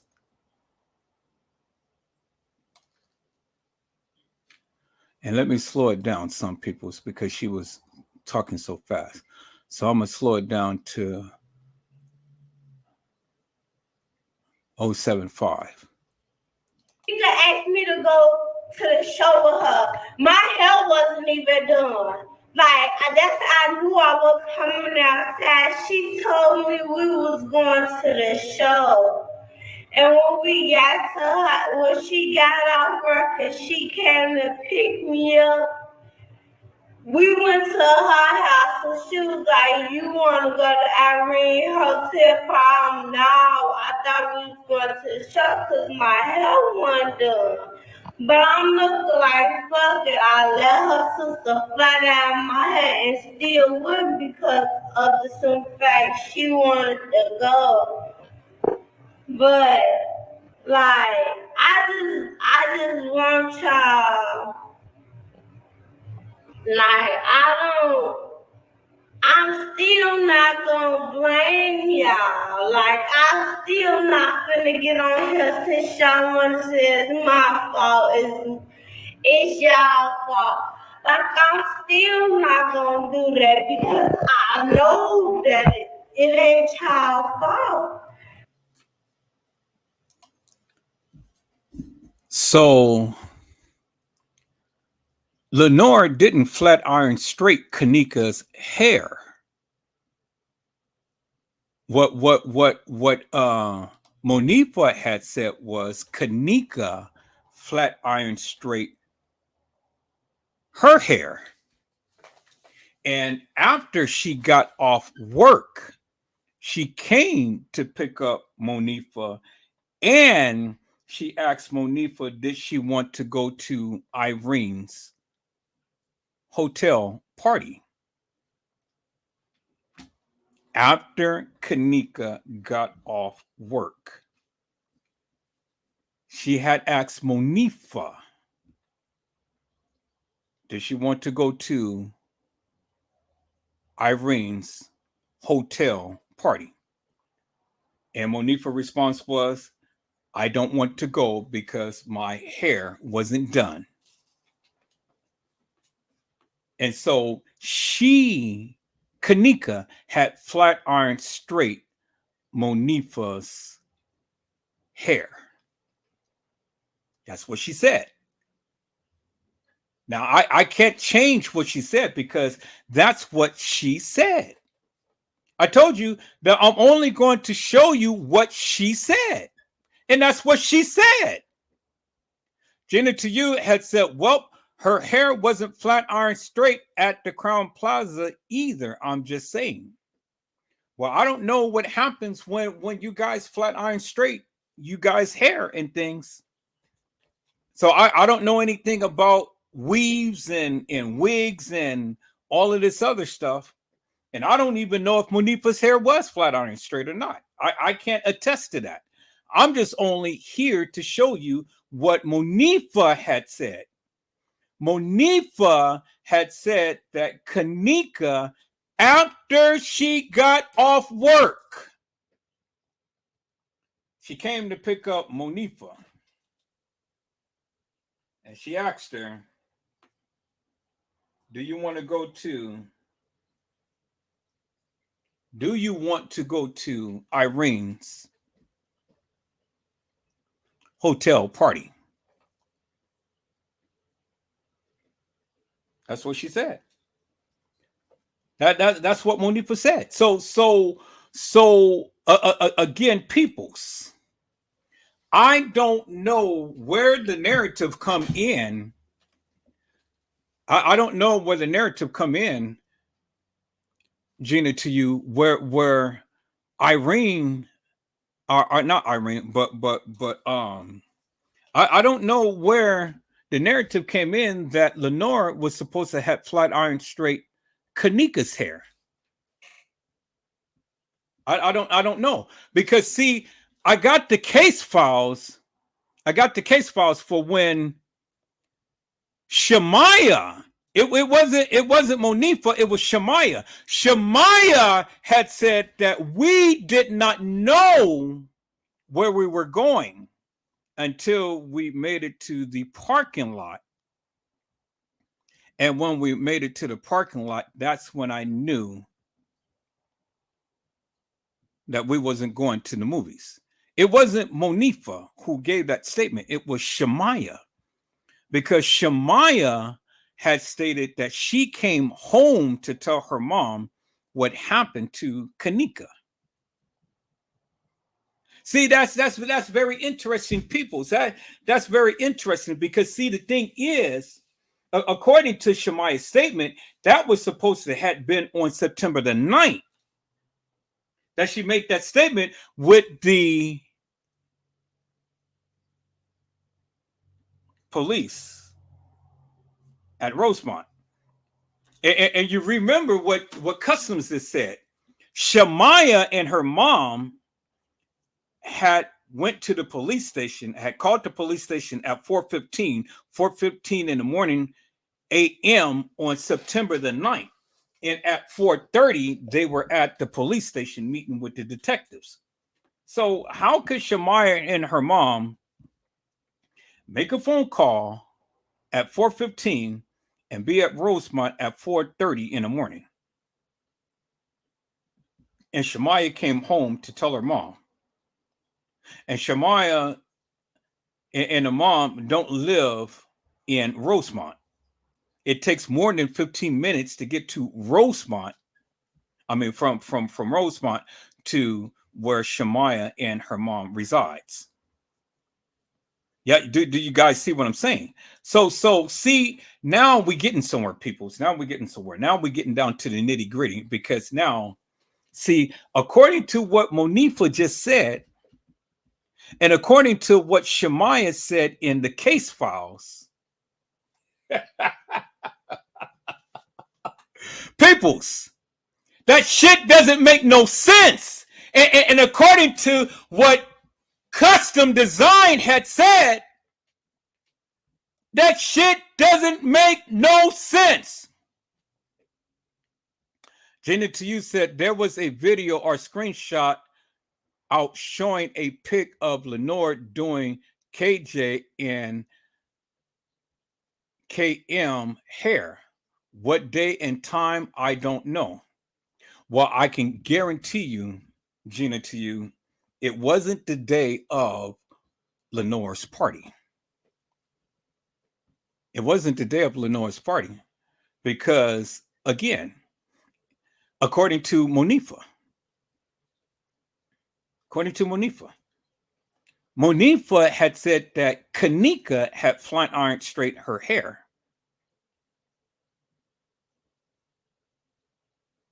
Kanika had flat ironed straight her hair. So how could Lenora go and flat iron KJ and KM hair, RKM hair, on the same day as Kanika flat iron Monifa's hair?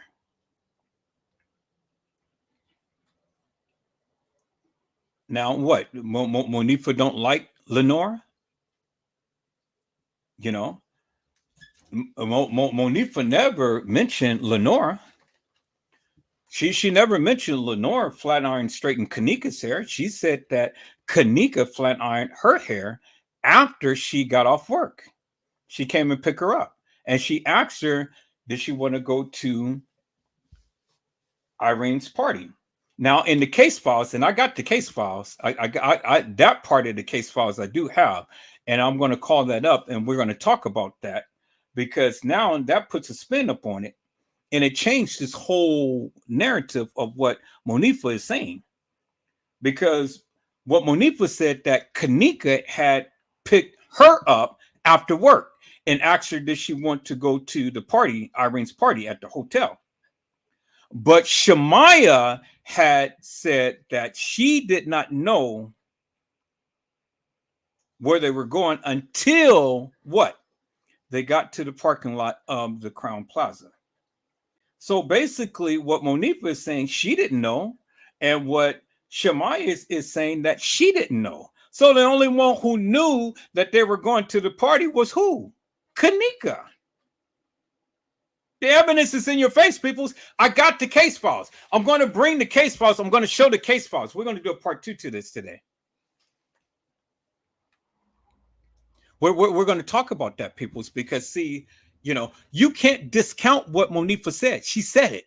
And you can't discount what Shamaya said because that was in the case files. And Monifa and her mom never went to the police department, but Shamaya and her mom did. Bingo to the bingo, peoples. I said bingo to the bingo, peoples. Boy. Look at here, peoples, man. Did you hear? Did you hear what I said? So this notion that T Slut is trying to put out here is bogus, and it is hilarious and nefarious, and it's bullshit. Because the evidence don't support her narrative, peoples. It simply don't. Did you hear what I said? Did you hear what Monifa said? Now, let me go back. Let me go back here, people. So let me go back here. Let me share this with you real quick. Let me go back to my channel. Let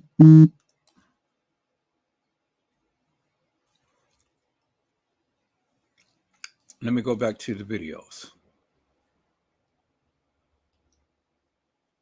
And then let's listen to this, peoples.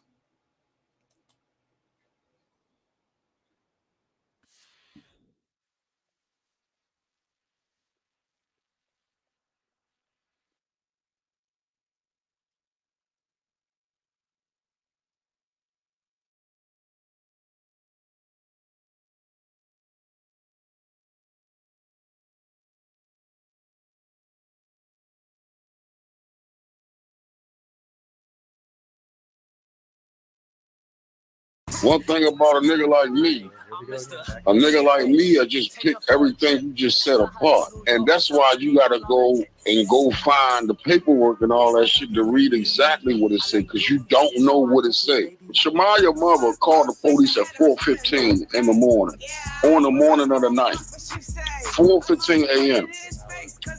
By 4:30 or 4:30 something, they was at the police station.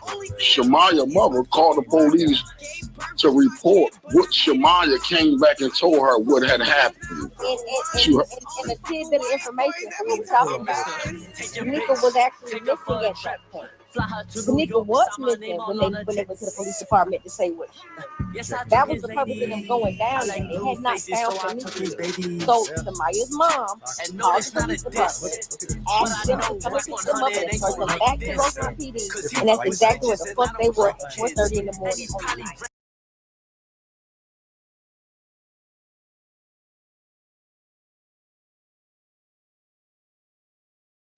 So you heard what they said.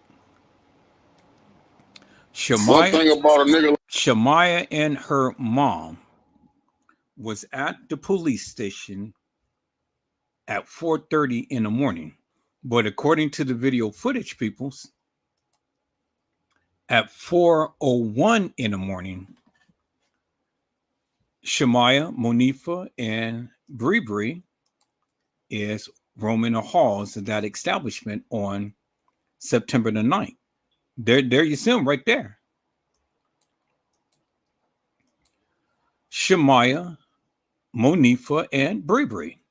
And the time, it says 4:01 a.m. in the morning on September the 9th. So Custom Design and T Slut had said that they are at the police station at 4:15 because Shamaya went back and told her mom. How could Shamaya go back and tell her mom on September the 9th, 2017 at 4:15, when on September the 9th, 2017 at 4:01, she's at the Crown Plaza. There it is right there. It's in your face, peoples. It's in your face. I said the evidence is in your face, peoples. It's right there. So how could Shemaiah, how could Shemaiah, how could Shemaiah and her mom, peoples, be at the at the Rosemont Police Department at 4:30 in the morning?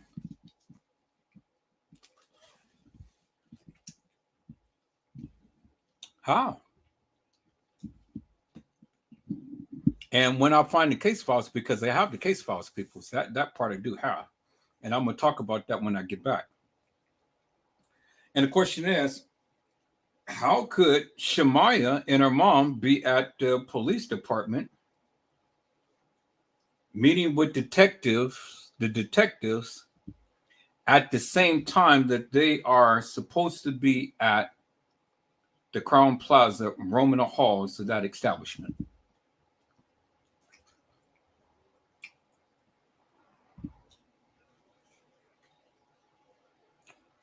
Now, see, people, the thing is simply this. When you tell me that the case files is actual, factual, true, and law, and that the surveillance video footage is actual, factual, true, and law, well, there's a conflict right there. There's a major conflict right there, because the time doesn't match up with that of what was stated. And you clearly see it right here, clear as daylight.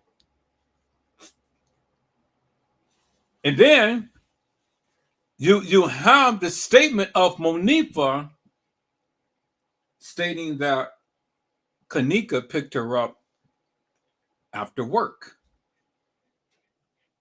and asked her, did she want to go to Irene's birthday party?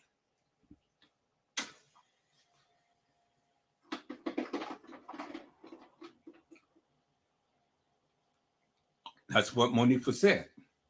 And that Kanika had flat iron straight her hair. Now, I'm not denying that Irene may have flat iron straight Kanika's hair at some point in time, but I guarantee you it wasn't at the time to when all of this was happening.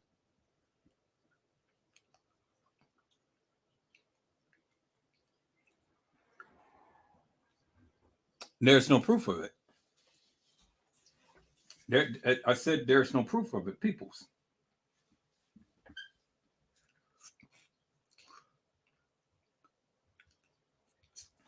And so my question would simply be this. Why would Kanika flat iron straight Monifa's hair and Lenora only flat iron straight Kanika's hair?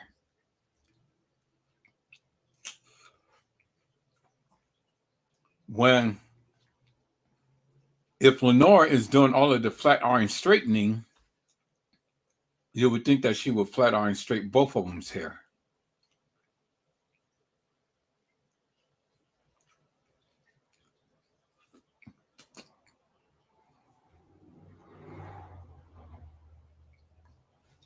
I mean, that's just a bit of logic, people.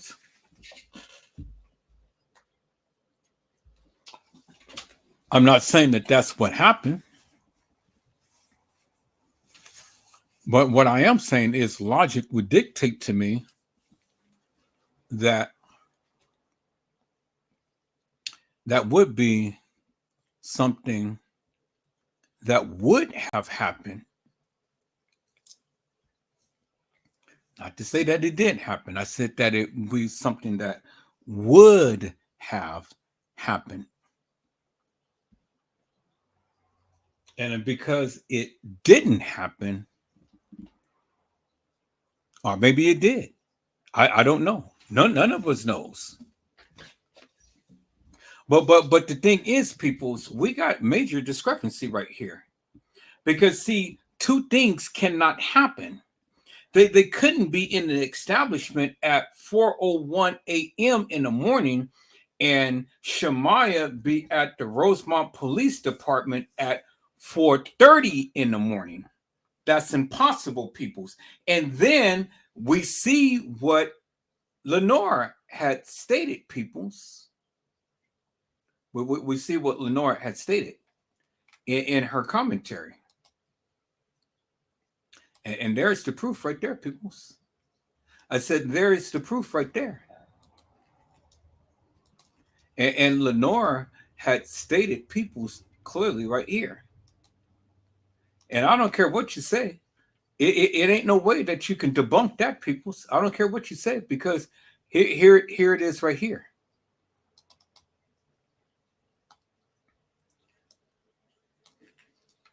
Crown Plaza, I hope y'all ready for tomorrow. We coming strong and loud. Y'all just don't know that was the wrong one. We will never,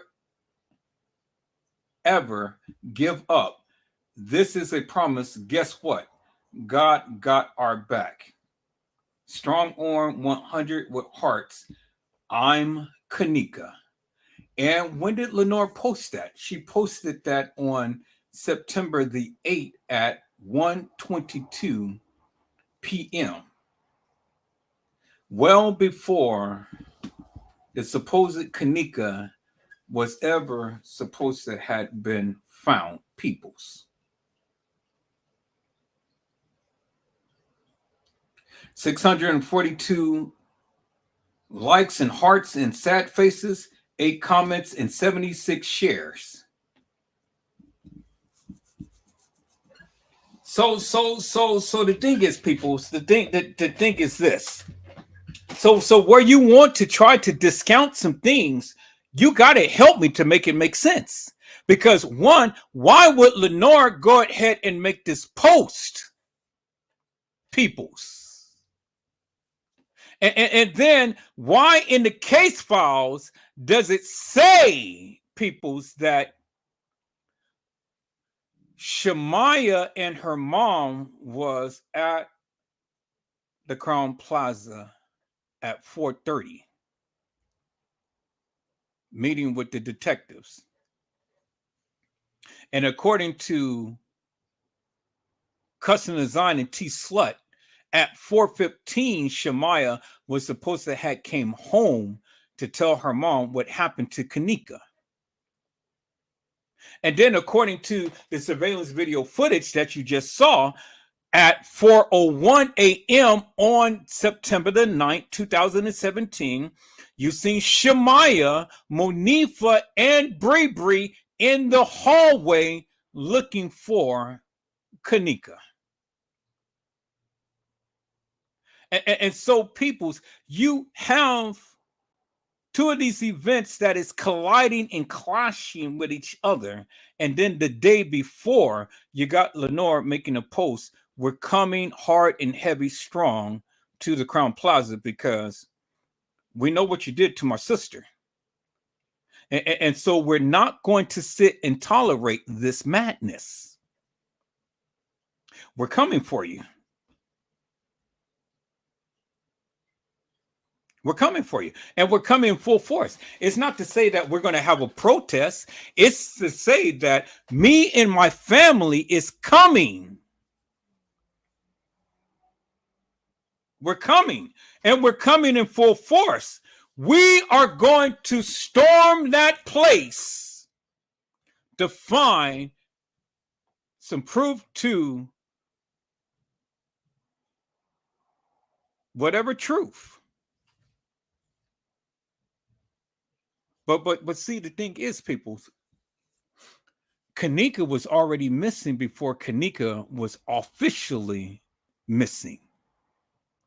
Did you hear what I said? Oh my God, that just literally blew past your head, peoples. Kanika was already missing before Kanika was officially missing.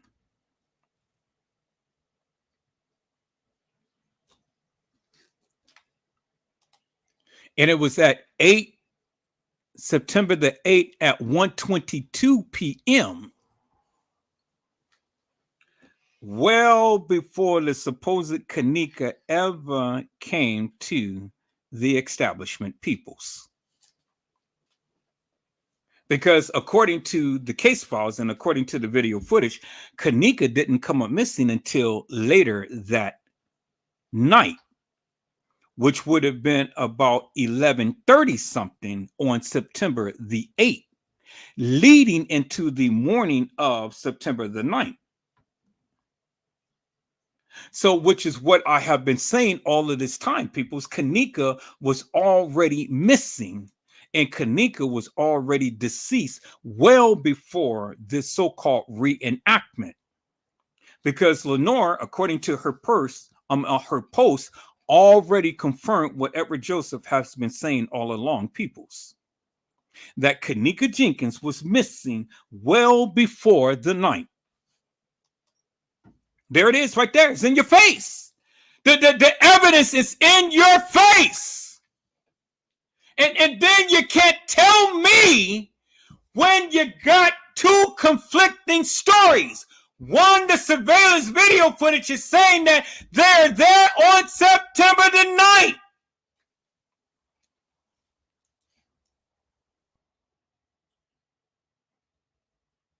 And that at the same time, September the 9th in the morning at 4:15, Shemaya's mother was supposed to be calling Rosemont Police Department. And at 4:30, they're supposed to be at the police department. So you call the police department at 4:15 to ask them to come pick you up. And at 4:30, you at the Rosemont Police Station?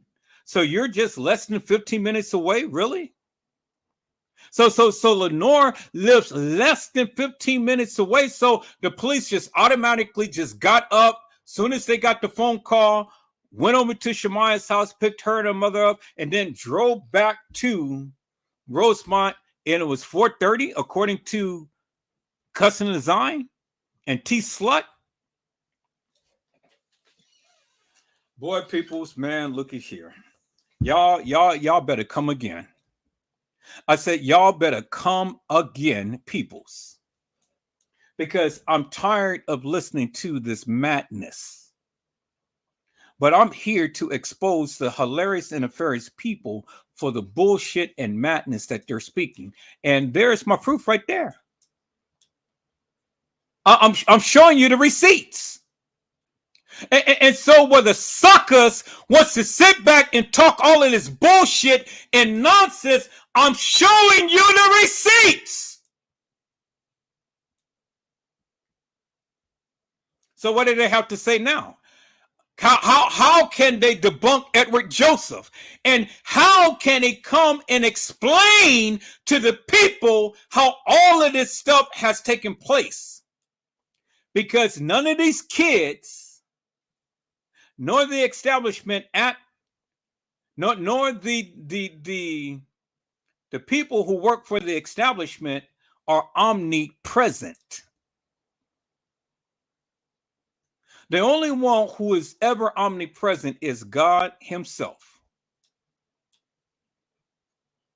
Jesus. No other person, no human being, peoples, other than the deity himself, can ever be omnipresent, meaning be more than one place at the same time. Even Houdini couldn't even perform such an act like that.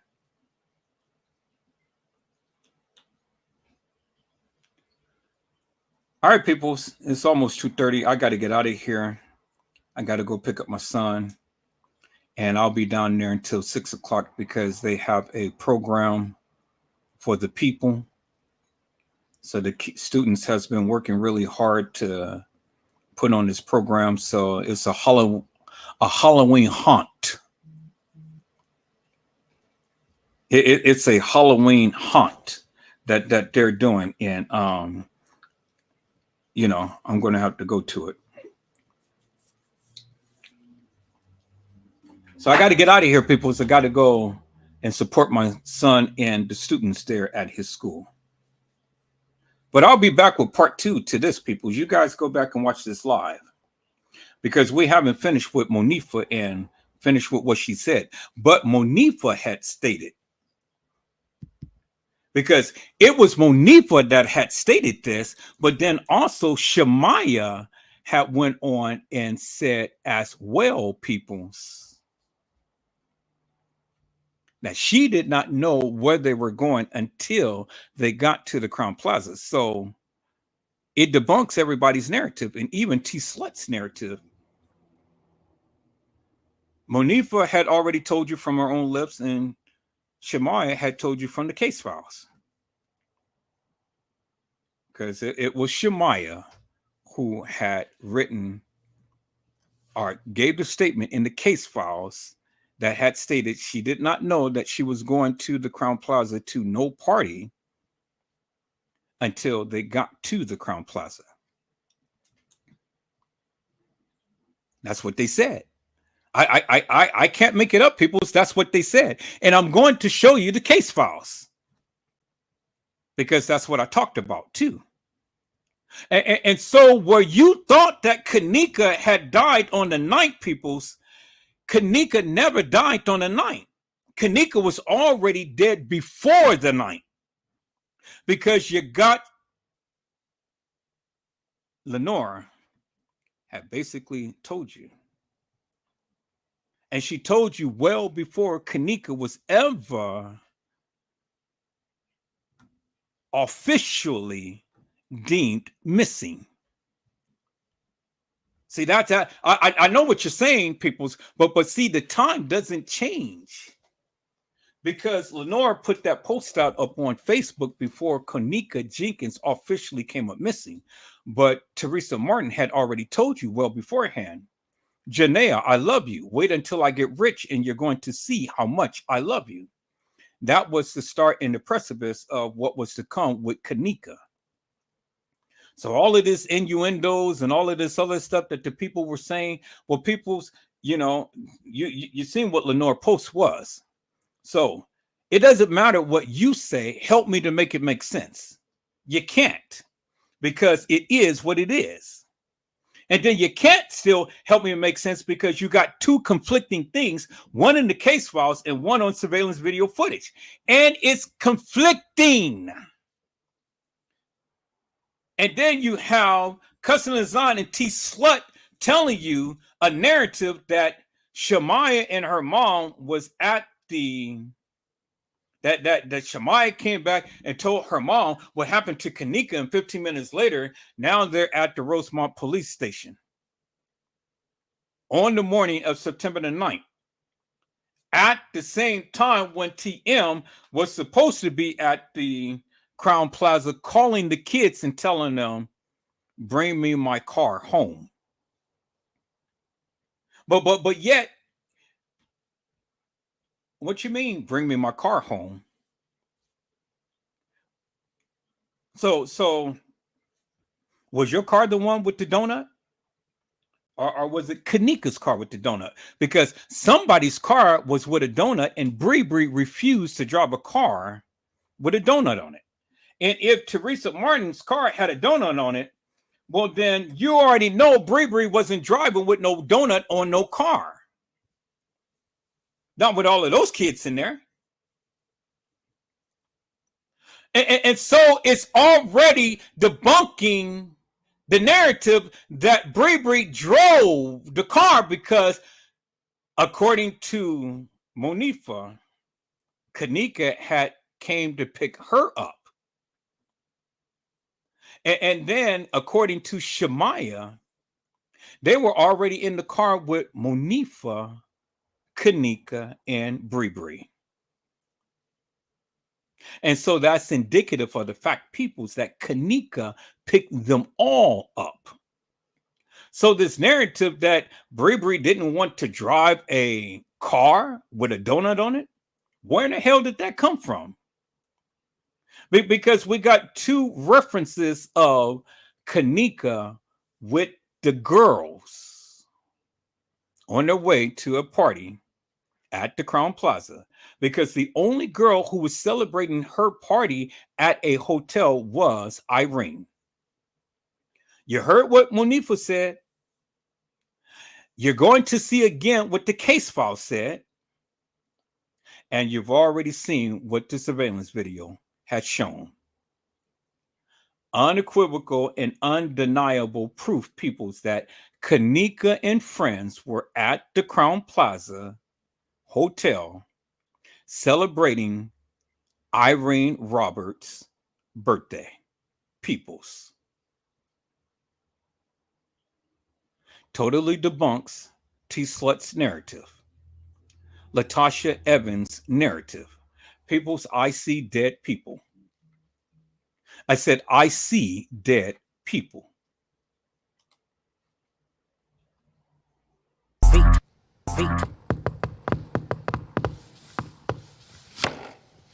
What's the password? What's the password? I see dead people. I see dead people.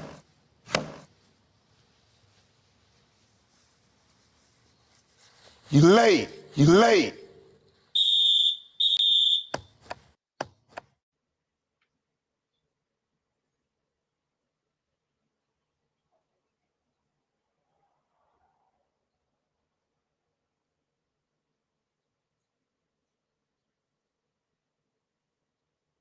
To you, T-Slate. You want to play with me, little girl? Now the gloves come off, man. This is to you, T-Slate. You want to play with me, little girl? Now the gloves come off, man. Whosoever holds this hammer, if he be worthy, possess the power. Whosoever holds this hammer, if he be worthy, possess the power.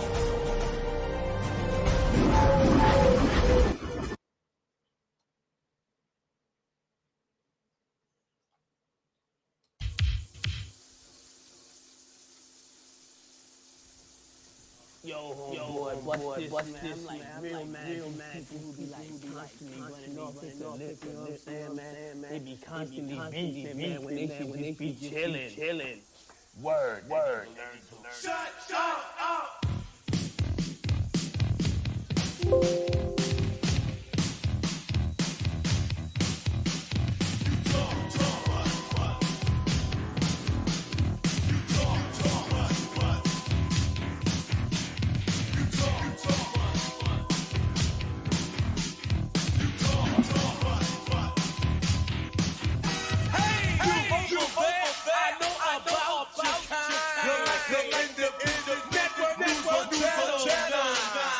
Everywhere that you go,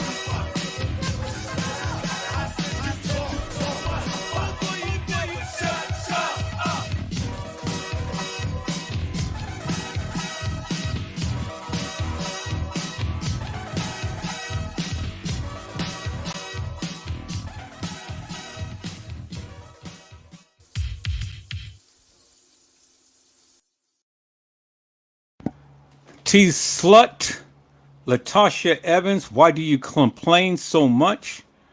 You talk too much and you never shut up. So, peoples, I hope I had said something to encourage your hearts upon today. Tune in again next time to when Edward Joseph Let's Talk Live, Edward Joseph Kitchen, Edward Joseph Gospel Hour, Edward Joseph's Blessings Giveaway 2024 will come to you with something wonderful. I love you with the love of Christ, and there's absolutely nothing you can do about it. Peoples, mask up and be safe. And again, peoples, I will be back with part 2 after my children or my son's little event at his school on tonight. And we will go in and we will show the case files and things, and we will get a little bit more greater clarity, and we will finish up what Monifa had said, because Monifa had stated, peoples, that Kanika had picked her up, and Shemaiah had said that Kanika was in the car with them on their way to the Crown Plaza. Peoples, unequivocally and undeniably, it's all in the case files, and it's what Monifa had stated. So it ain't nothing what no other content creator can conjure up, can state. That is what they said. And that's what it is, peoples. All right, peoples, you guys be blessed, get your rest, and if the Lord says the same, I'll be back on later on tonight. You guys be blessed. And if the Lord says the same, I'll see you soon. God bless you all. Thank you for watching.